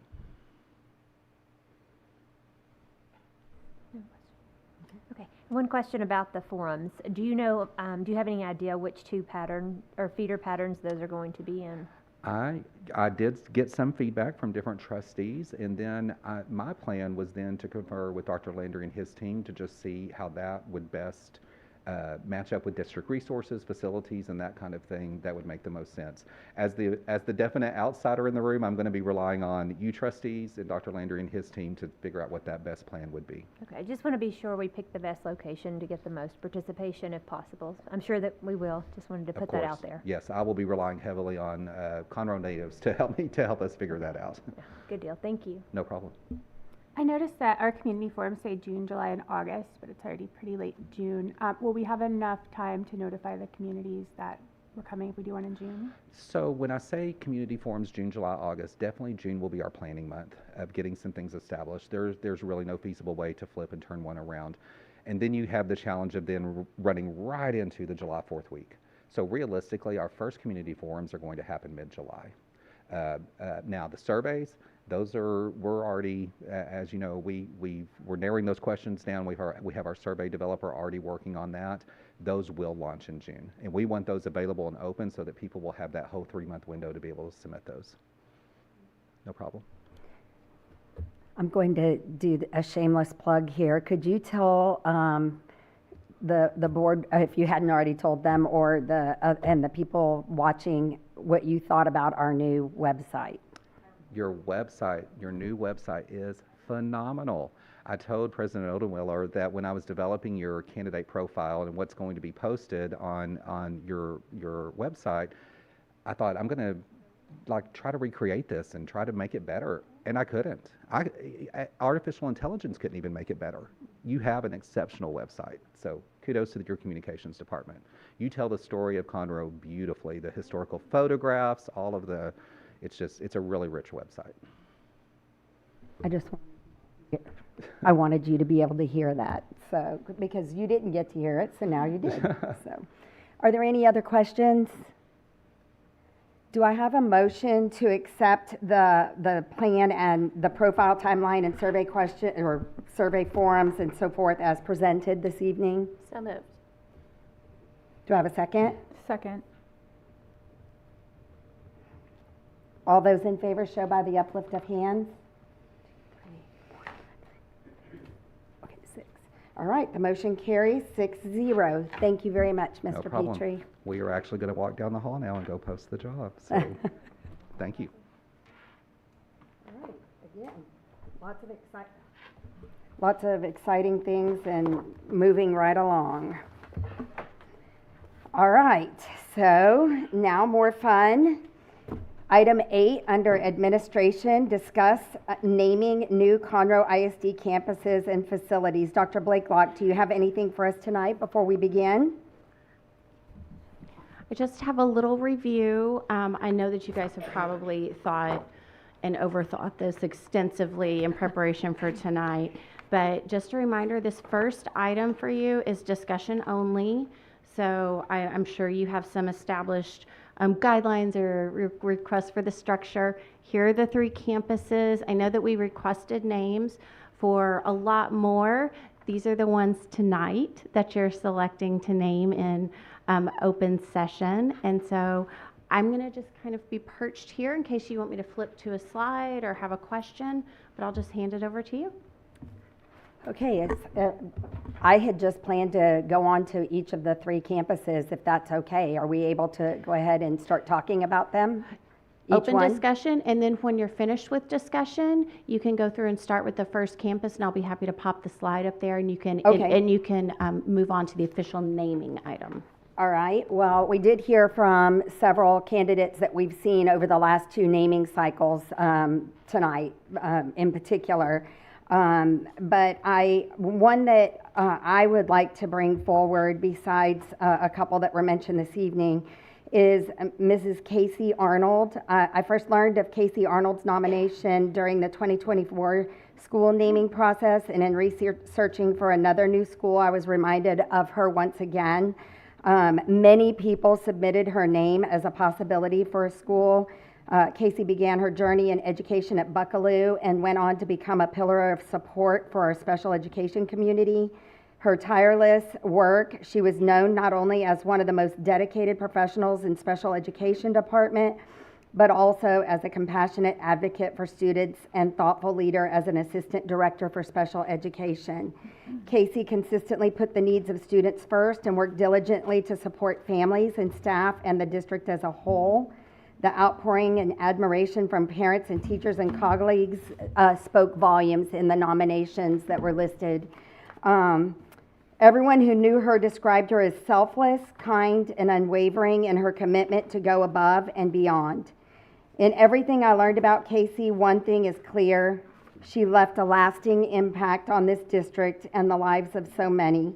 Having passed at the young age of 46 in August of 22, I feel like naming a school after Casey Arnold would not only recognize her extraordinary service, it would serve as a lasting tribute to her life's work and the values she lived out every day in Conroe ISD.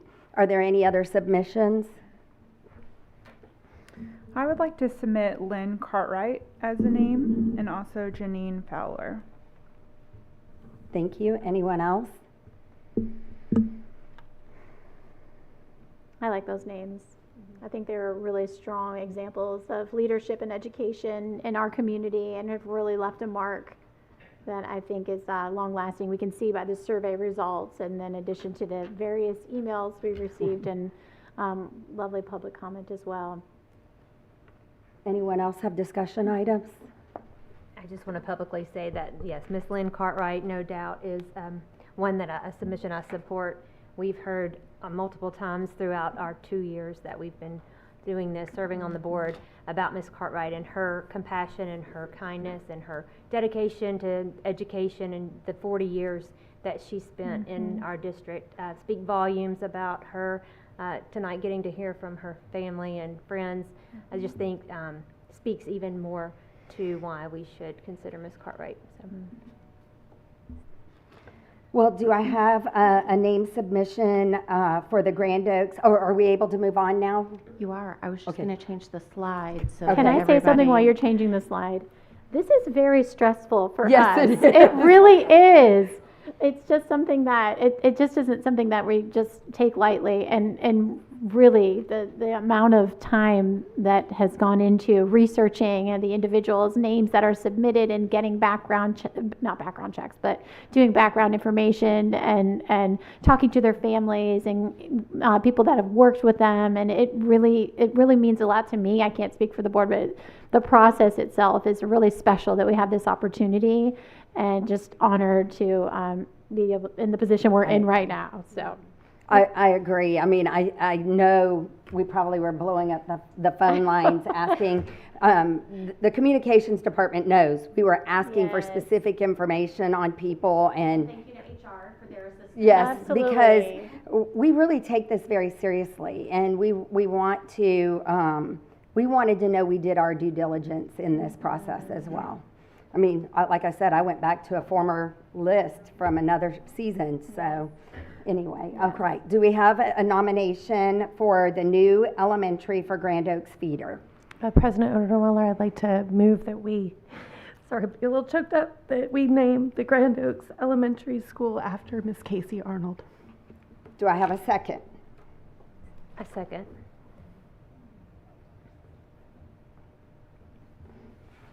Okay. Is there any other discussion regarding that? All right, then all those in favor of naming the Grand Oaks Feeder Elementary for Miss Casey Arnold, please show by the uplift of hands. It's a unanimous decision, 6-0.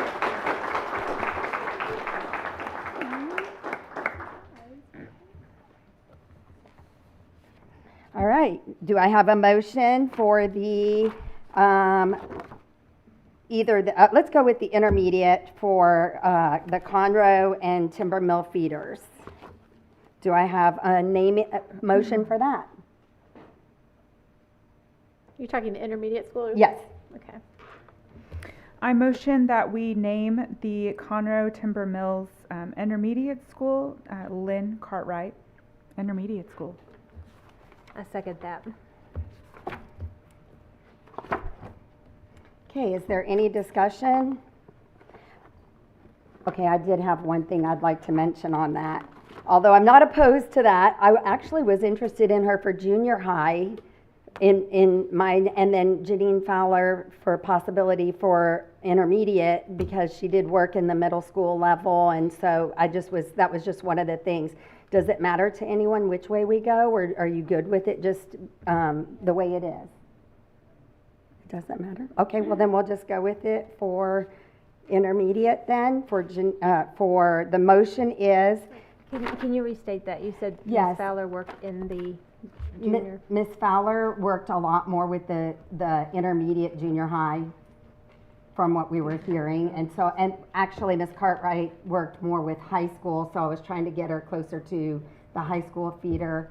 So that's why I was thinking Cartwright for junior high and Fowler for intermediate. I think that makes sense. I'd like to I'm amend fine the motion. switching that, yeah. Okay. You want me, I'll redo the motion. Would you mind amending that motion?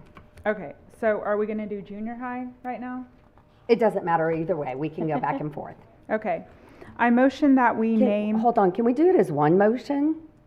Yes, you absolutely can do that. So why don't you withdraw your motion? Okay, I withdraw my motion. Now make your new one and do a vote. Okay. I motion that we name the Conroe Timber Mills Junior High after Janine Fowler and the Conroe Timber Mills Intermediate School. No, Oh, reverse. sorry.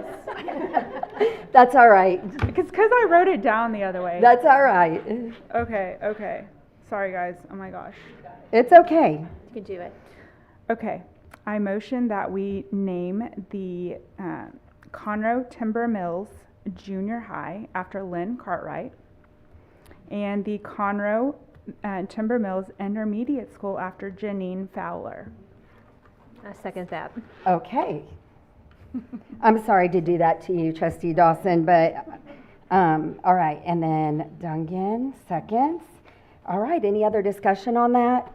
All those in favor of the motion as presented here, please show by the uplift of hands. 1, 2, 3, 4, 5, 6.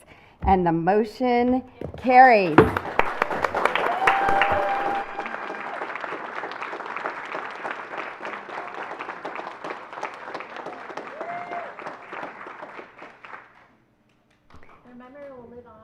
Their memory will live on in those schools and in those hallways. And for those of you that have been here over and over again, I just say thank you. And I thank you for your sticking with us, because it was just a matter of getting to this point, and we are honored to be a part of the process. Yes. And thank you for your years of dedication and service. Yes. The Cartwright, I will tell you, when Trustee Nelson was talking about making phone calls and checking, cannot tell you how many times I heard the Cartwright name being, Yes. the whole family, not just Miss Lynn Cartwright, but the whole family. So thank you for your commitment May to I our say community. something, too? Yes, please. I just wanted to thank everybody that came to speak about the namings. It really brings them alive for us when we can hear from people that knew them. So thank you very much. And also, for those that submitted names and they weren't selected, there will be additional schools that are coming. So keep it coming with the surveys, emails, and public comments as well. All right. So, agenda item also number 8, but E, receive update regarding our 24-25 district improvement plan guide. Dr. Medford? I thought following Mr. McCord was rough. The naming process feels a little unfair, you guys. But here I am, President Odenweller, members of the board, Dr. Landry. Thank you for giving me the opportunity to share with you this month's update. But you have a logo. I do have a logo. You have a mascot. When all else fails, I have a mascot. Thank you to Dana Fisher, Gilberto Lozano, Chris Reichelt, and Tiffany Rodriguez for helping us this evening. We have lots of good things to share. I know I'm trying to talk slowly because I was trying to, it's okay. It's coming.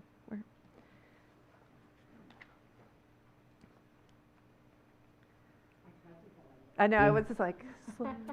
So, tell us about your cute little mascot. Isn't he so cute?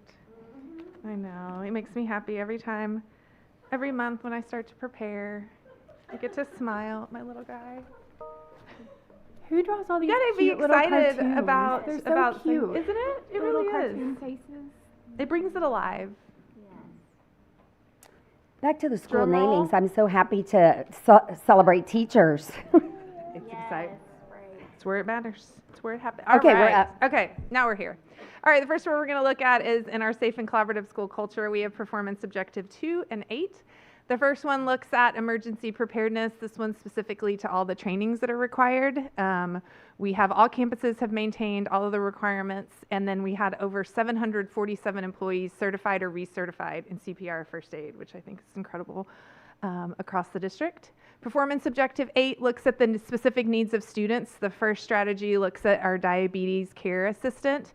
100% of the campuses have someone trained that is unlicensed, and then 45% had more than one. So really impressive to make sure all our kiddos are taken care of. Strategy 2 talks about our nurse training. So 92% of our nurses attended 5 or more professional learning opportunities, which is over 1,471 hours of professional learning. So always continuing learning, and we know that's very much appreciated. So for goal 5, effective instruction, we have performance objective 5. I'm going to talk about a lot of different strategies that are really tied to TELPAS and growing the language proficiency of our English language learners. The big goal is looking at that domain 3 that we talk about, closing the performance gaps for our students.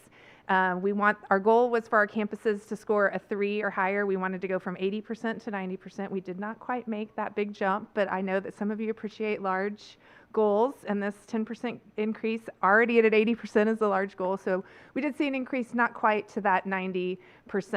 Really looking at, you'll see the expected result are the same throughout, because it's really about growing that language proficiency 1 year for every kid. So know that all the strategies are kind of tied to that same goal.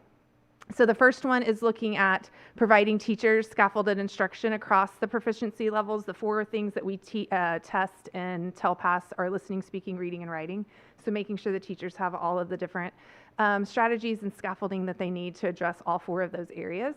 Strategy 2 is a specific training that we use called 7 Steps to an Interactive Language-Rich Classroom to help the growth of those emergent bilingual students.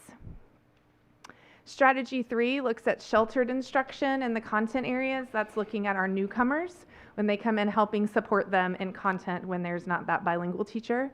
We also have professional learning, making sure they understand the descriptors. So the descriptors kind of tell us as they move through beginning, intermediate, advanced, and advanced high, what does that mean? What does that look like? Making sure our teachers understand that. Then strategy 5 kind of takes that a step further and looking with the ELPS, those English Language Proficiency Standard, which are basically the TEKS for language development. So that extra layer that our teachers give to those students. Strategy 6 talks about the integration of English for those ESL and bilingual specialists to work to make sure that we're adding all of those into the content areas to support those emergent bilinguals. And then strategy 7 really looks at the speaking part of the test. I will tell you that's one of the places that it's become, they've changed the test over time. The teachers used to holistically grade it, and now the students have to speak into a microphone, and it's really, really tricky. We have to make sure the bells are turned off, there's not too much noise, they're far enough apart so that it doesn't pick up the student next to them. So, and then they can't be shy. And so we have to really work with them on, especially as you're getting older. I know a couple of us talked about our kids and getting into that teenage phase where they're, a little bit too cool to speak. And so they want to whisper because they don't want their friends to hear them. So anyway, this really looks at helping them with that recording piece. It's a really big deal for our kids. A lot of times what we see is that's what holds them back from making that progress. So being intentional about that. Sorry, can I ask just one Of course. question? So with the goal being going campus rating from 80 to 90%, what is the current performance measuring, the 50%? Is that tied with the 80% or is that measuring something else? So the 50% is tied to the expected results. So that's the big overarching goal, is to go from 80 to 90% hitting that target of 3 points or higher.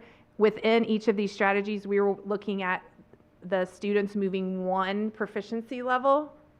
So moving forward, so from beginning to intermediate, or making sure that we're progressing forward. And so that's where the 50% of them made 1 full year of progress. Okay. So where are we at from the 80 to 90% overall? I believe it's 83%. Okay. It's not officially, we're still cleaning up some of the data, but okay. where it's looking at between 83 and 84. Any other questions? All right. Effective instruction, performance objective 2. This looks at our gifted and talented students, really working on, as you were looking at our different special populations, right? We have our teachers, and we're making sure with both of these goals really on having all the skills they need to meet the different needs in their campus, in their classroom. So this is for our exceptional learners, really making sure that our teachers have the strategies needed for them, the expected performance here. So lots of staff development and trainings. So they gave post-training surveys, and really it's about how likely are you to use this? How excited are you? And you can see that lots of positive, our GT trainings are always usually highly engaging and exciting for our teachers. So, can you go back? Yes. Dr. Medford, the 100% of surveyed educators, how many were surveyed? All of them that went were surveyed. I don't know what the number of people who attended. I don't have that. I could get that to you. Okay, please. So safe and collaborative school culture, performance objective 4 and 5. This looks at school counseling and the different skills we need to support our students and our community. The first one looks at guidance lessons. The goal was to increase the number of guidance lessons where the counselors went out into the classrooms to have those lessons with students, and our goal was 5%. You can see the average number per week increased 15%. So lots of focus has been on that comprehensive school guidance plan, which incorporates those classroom guidance lessons. Objective 5 looks at making sure that we have support for student families and staff to address substance use awareness, bullying and violence, mental health awareness, and suicide prevention and intervention. Strategy 1 was looking at having all of those community events and increasing attendance. So you can see that we went from 75 to 138. So excited about that growth in attendance. It's been one of the parts that we've really worked on, is advertising and really getting people to come and engage with us in those community events. Strategy 2 looks at increasing the number of students that are connected with our Yes to Youth caseload. So you can see They've grown that from 28 to 34 groups, so a nice increase there as well. Strategy 3 looks at opportunities to inform, kind of connects to that, wanting to make sure we're engaged with our community.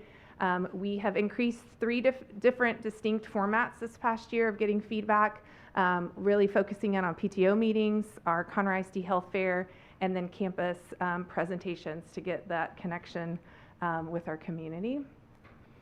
Sorry, could we Yes. go back one slide?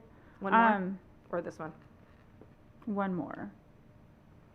So one thing I'd like to get more information on, just more broadly, how are we ensuring that students, staff, like the community is receiving this information?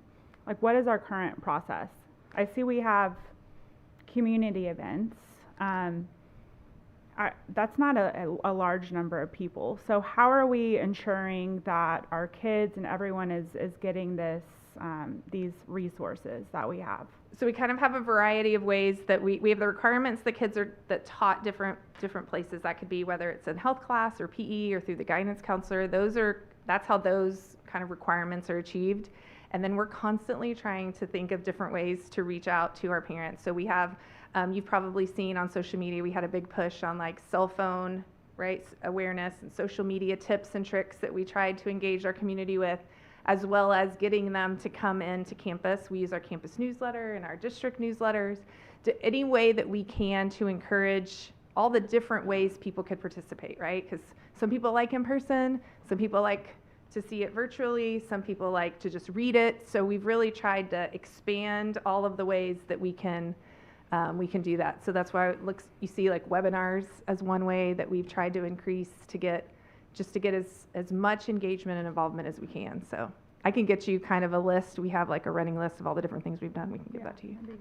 And just along those same lines, I agree with Trustee Dawson that while there was great growth in that, their participant level was quite low considering we have 74,000 students. And just, I would like a real big push for our counseling community and our mental health initiatives. I just think that is something that is really important. And I would like us to put just a bit more focus on that if possible, and allocations. Thank you. All right, just a reminder, I showed you guys this last month, so I won't spend too much time on it, just to kind of remind you of where we are in our timeline. Departments are working hard on those strategies. And then this is kind of the overview of what we're looking at next year, so I'm not bouncing around to diabetes and GT and bilingual and counseling. Although all very important, and we rolled together and y'all stuck with me, really working on trying to get a little bit more succinct for you guys next year. Thank you. Thank you so much. I know we've been asking a lot regarding this and getting this information because we like to know more, and we appreciate all that you put into it. Thank you. Appreciate it. All right, moving on to item number 9, planning and construction. Consider and accept as complete the safety and security 23-24 construction project. Mr. Foster? Good evening, President Odenweller, members of the board, Dr. Landry. It's my pleasure to bring forward for your consideration the acceptance as complete our safety and security 23-24 project, which is the final safety and security project from the 2019 bond referendum. We combined the last 2 years into one as we went through the bond sales and funding became available. It is a culmination of about $50 million that was allocated to safety and security in the 2019 bond referendum. So our board policy, CV Local, requires that projects valued at $1 million or more be accepted by the board before we can negotiate and make the final payment. I've been through the accounting. My department's been through the accounting. We can certify that the safety and security project is now complete. The dollars spent were to the benefit of the school district. At this time, the current contract value was authorized at $10,957,058. We finished at $10,220,577.28, returning savings to the district this is a culminated savings over the entire body of work of $736,480.72. This time we request your approval. Is there any discussion? I just had one quick question, and this might be for Ms. Garza, but where does that money return back to? What account? That would be And do we Ms. Garza see question. that, all of that, or is it been spread out over time?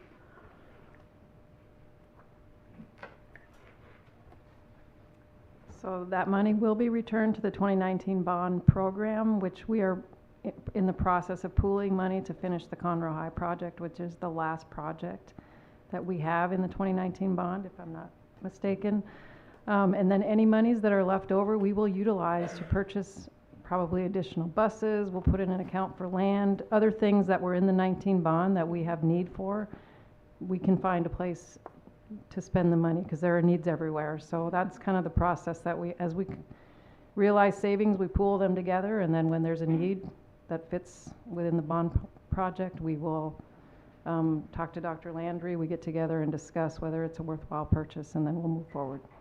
Is that a lump sum that we see, or has this been spread out over, like, has some have already been spent? in Well, other ways? it's still there because it's actual savings in the project, so it's been sitting in the bank, if you will, yes. Any other questions Thank you for or discussion? savings. I just wanted to say, under budget, great job. That is wonderful. Thank you. I'll second that. I appreciate the good news. Thank you, Mr. Foster. You're welcome. Yes. All right, do I have a motion to accept as presented? So moved. Second? Second. All right, all in favor, show by the uplift of hands. 3, 4, 5, 6. And the motion carries 6-0. Moving on to the next item. Consider and accept as complete the campus renovations 2024 construction project. Mr. Foster. All right, so this particular project was our normal, call it our summer work, but it's a lot more than just summers to do these critical infrastructure packages. In the 2019 bond referendum, they were referred to as campus renovation projects. So this one is the project for the year 2024, so that work has been done. Just like the other ones, it follows the same board policies, so we're asking for your approval to accept this project as complete. The original contract for this project was $34,798,237, and we did finish at $34,798,237. So this project was finished on budget, and in fact, our contractor went a little bit beyond and took some of the risk that seemed at risk due and ate some of their fee to get the work done for Conroe ISD. So at this time, we're requesting you accept this project as complete so we can negotiate the final payment. Discussion? Do I have a motion to accept as presented? So moved. Second? Second. All those in favor show by the uplift of hands. 5, 6. And the motion carries 6-0. And lastly, Mr. Foster, consider and accept complete Bartlett Elementary construction project. Indeed. So this is Bartlett Elementary Flex 23, which was the last new building of the 2019 bond referendum. And just like Ms. Garza pointed out, after these three are closed, there's only one project remaining to close out from the 2019 bond referendum, which is Conroe High School, which still has about a year left a year-ish of construction left for that project. But for this project, again, it's over $1 million, so it requires your Board of Trustees approval before we can negotiate and make the final payment. We've been through the accounting here. We started with a contract of $37,933,268, and we finished at $37,808,623.76, returning $124,644.24 to the district. This time, we request your approval. Discussion or questions? All right, do I have a motion to accept as presented? So moved. Okay, I will take Dawson on that. And second, Dungan. All those in favor show by the uplift of hands. 4, 5, 6. And the motion carries 6-0. All right. Thank y'all. Thank you, Mr. Foster. I think you waited longer than it took you to do that. I just wanted to also say, I just watched your May, what do you call that on, it's on our website. On the planning, I mean, the update. Yes, The ma'am. update is really robust and wonderful, so if Thank the you. community would like to watch that, I would highly suggest it. Will do. Thank you. Mhm. It really does give a great overview, too. All right, item number 10, business finance, and we have Ms. Garza back to consider and approve resolution regarding the 2025-2026 employee compensation plan. Ms. Garza. All right, well, good evening, President Odenweller, members of the board, and Dr. Landry. This item this evening is somewhat of a housekeeping item, and I do apologize if the name of this item alarmed some of you that we were actually approving the compensation plan tonight, but as a result of the late passage of House Bill 2, the school funding formula in the 89th legislative session, the district has not finalized our compensation plan for the 25-26 school year.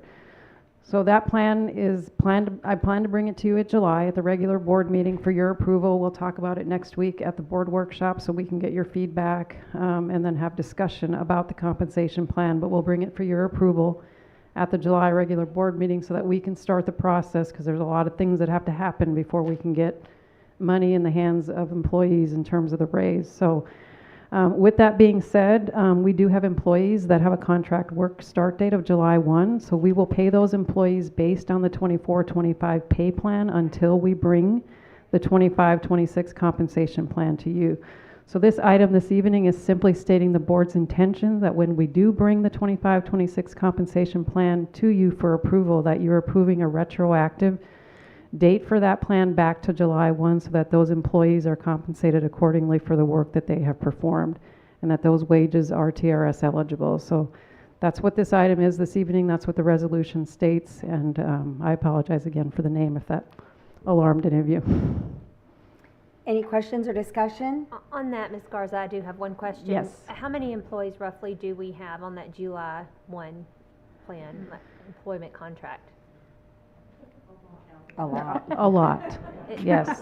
It would be all of our 50%, all of our or? 226 employees. So Okay. pretty much everyone in this building, all of our school principals. The majority? Yes. Everyone Well, but not the teachers? majority, but Okay. there's a lot. But Teachers, mostly no. Teachers. Teachers are 9-1. Okay, Well, thank you. this is great to know that this is in place for employees that are starting in Yes. July, that this will be retroactively in place. So I really, I thank you for this and your team's hard work in making this happen and just ensuring our employees that we've got their back. It's well deserved. Yes, All it right. is. Motion to accept as presented. So moved. Second. All those in favor show by the uplift of hand. Okay, motion carries 6-0. Moving right along to business finance, receive financial reports. All right, it's my pleasure this evening to bring you our financial statement update for the month ended May 31st, 2025. This is our balance sheet for the general fund, debt service, child nutrition, and self-funded insurance. We have 3 months remaining in the fiscal year, so we are nearing the end of our fiscal year. This is our income statement in the general fund. Total revenue year-to-date, $571.1 million. Total expenses of $466.1 million. It's our 2023 bond referendum update. Funds expended and encumbered, life to date of the bond at $948.4 million. Estimated to complete just over $1 billion. You can see all of the projects for the most part are well underway. Our self-funded insurance for the month of May, total revenue of $4.6 million, total expenses of $6.1 million, or a deficit of 1.5 for the year. So we are currently sitting at a deficit of 8.3 million for the year. I'll remind you our fund balance was around 7.8. So we are currently operating at an overall deficit beyond our fund balance. So June is looking okay so far. July is going to be another one of those months that could be comparable to April, because we do have 5 weeks of claims that are going to settle in July. So we've got some really tough months ahead of us. So we will have to wait and see. I will tell you in the general fund balance projection that I share each month in your board packet, I have already built in a transfer of $5 million potentially for this fiscal year that we may need to do to bring the plan whole for this fiscal year. So I'm hoping that $5 million will get us there, just depending on how the summer months go. But just a reminder, we did adopt the plan next year knowing that we're going to operate in a $3.5 million deficit. So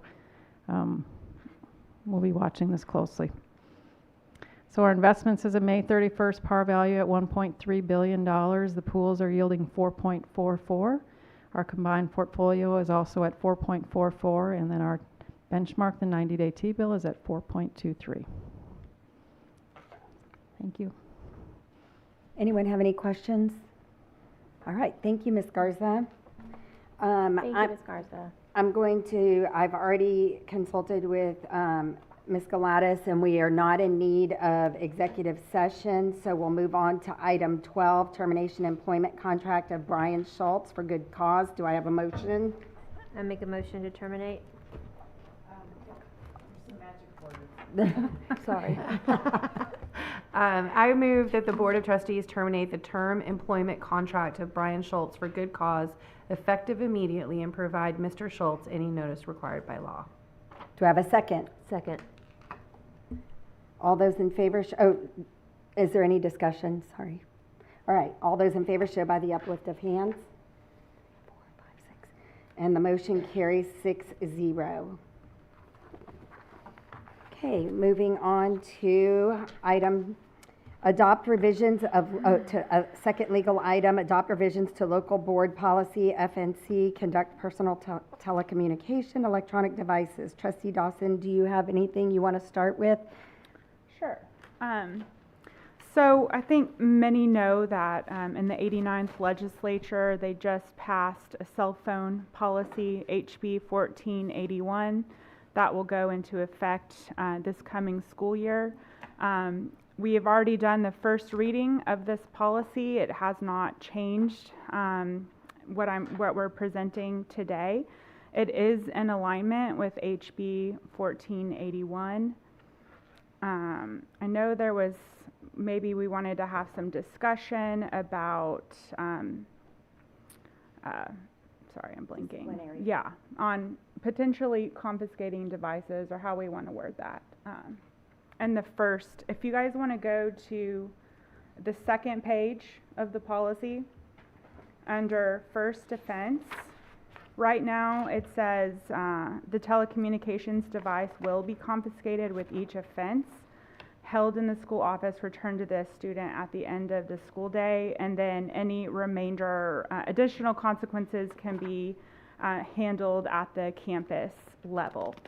Now, 1481 does state that you may confiscate a cell phone. It does not say have to. You may confiscate a cell phone, so I'm open to that wording, changing from will to may. I want to give campuses flexibility on that, knowing that we do want this enforced.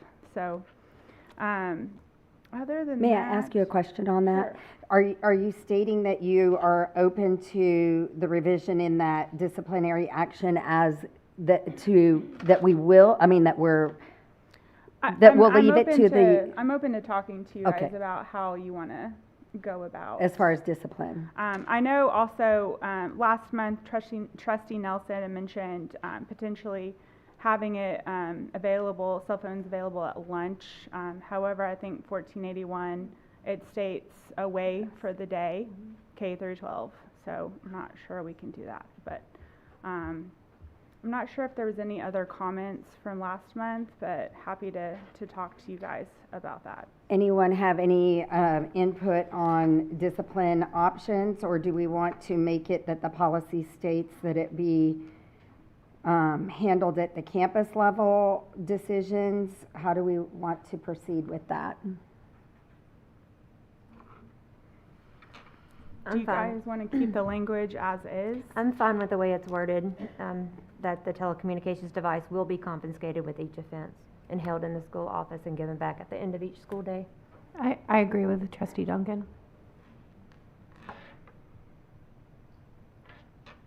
I also just want to state that I received a tremendous amount of emails from parents throughout the entire district in all different grade levels that were absolutely excited about this and in agreement with it. So I think that there is going to be a lot of community support around this.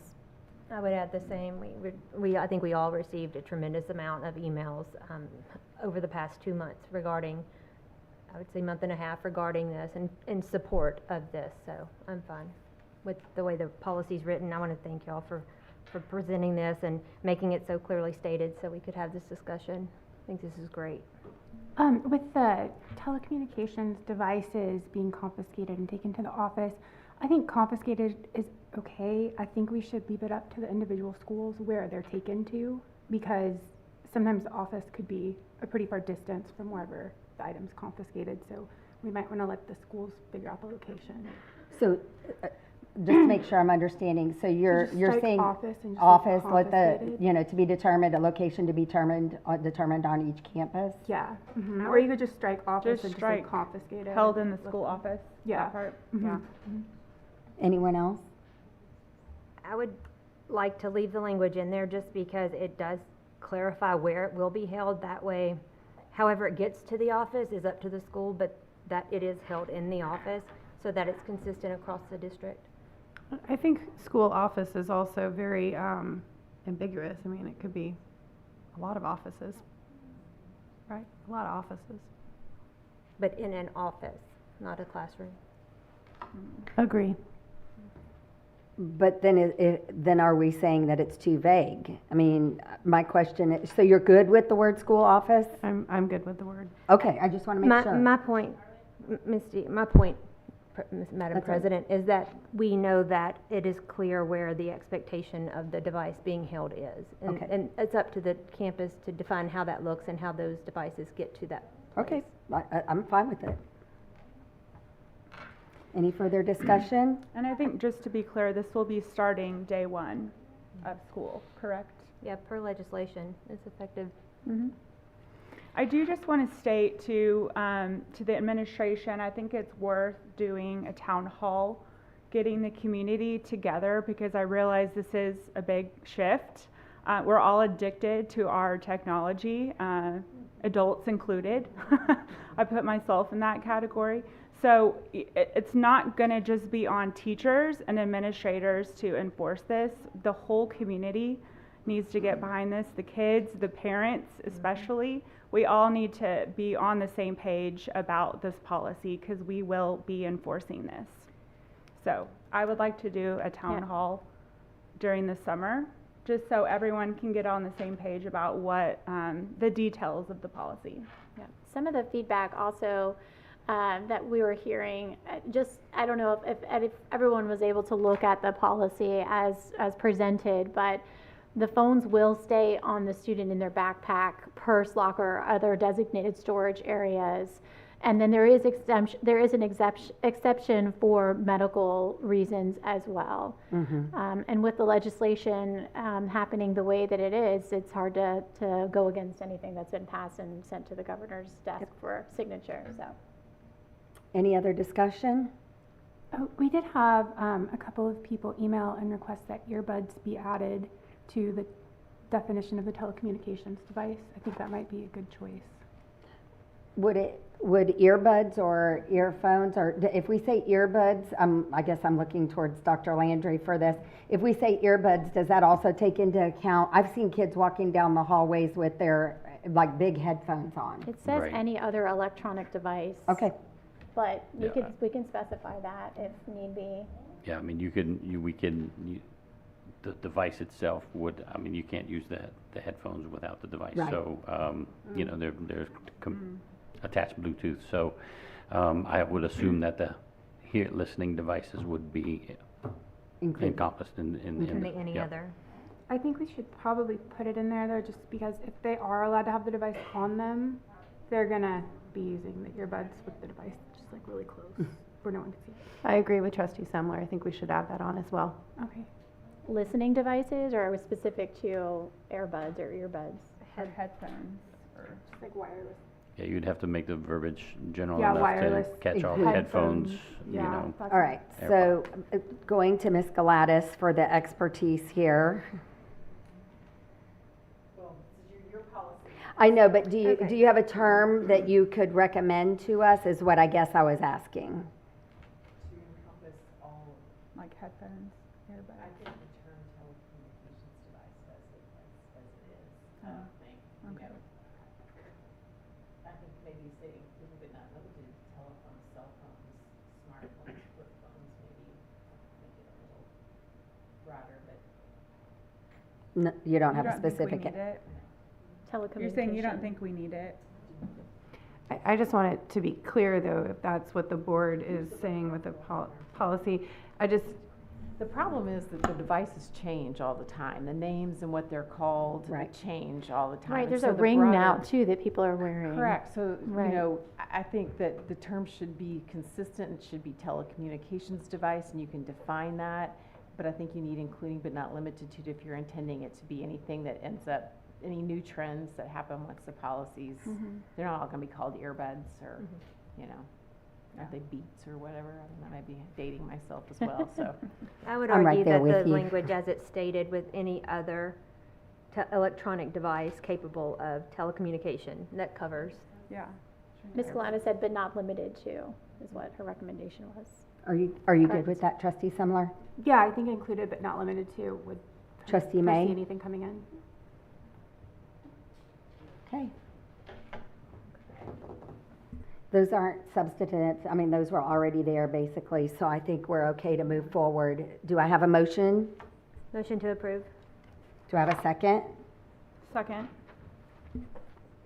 All those in favor show by the uplift of hands. 1, 2, 3, 4, 5, 6. And the motion carries 6-0. I know we just made many parents very happy.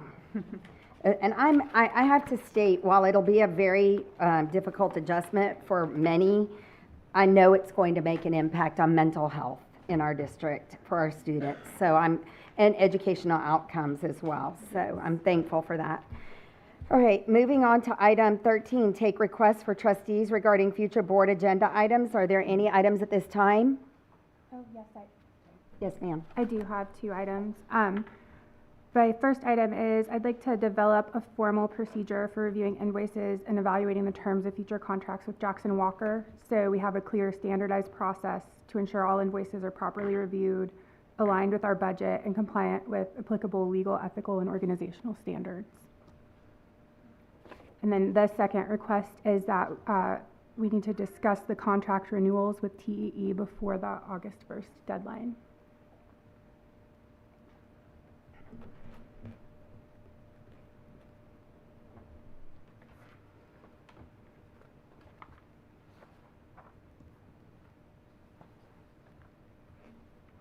Okay, anything else?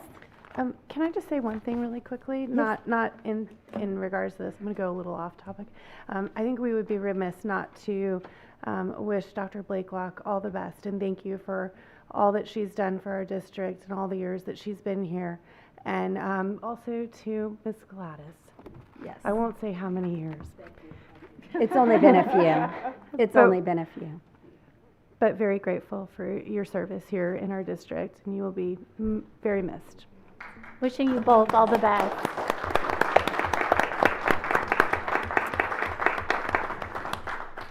All right, that being said, I'll entertain a motion for adjournment. So moved. Second. And the time is 8:33, and we are adjourned.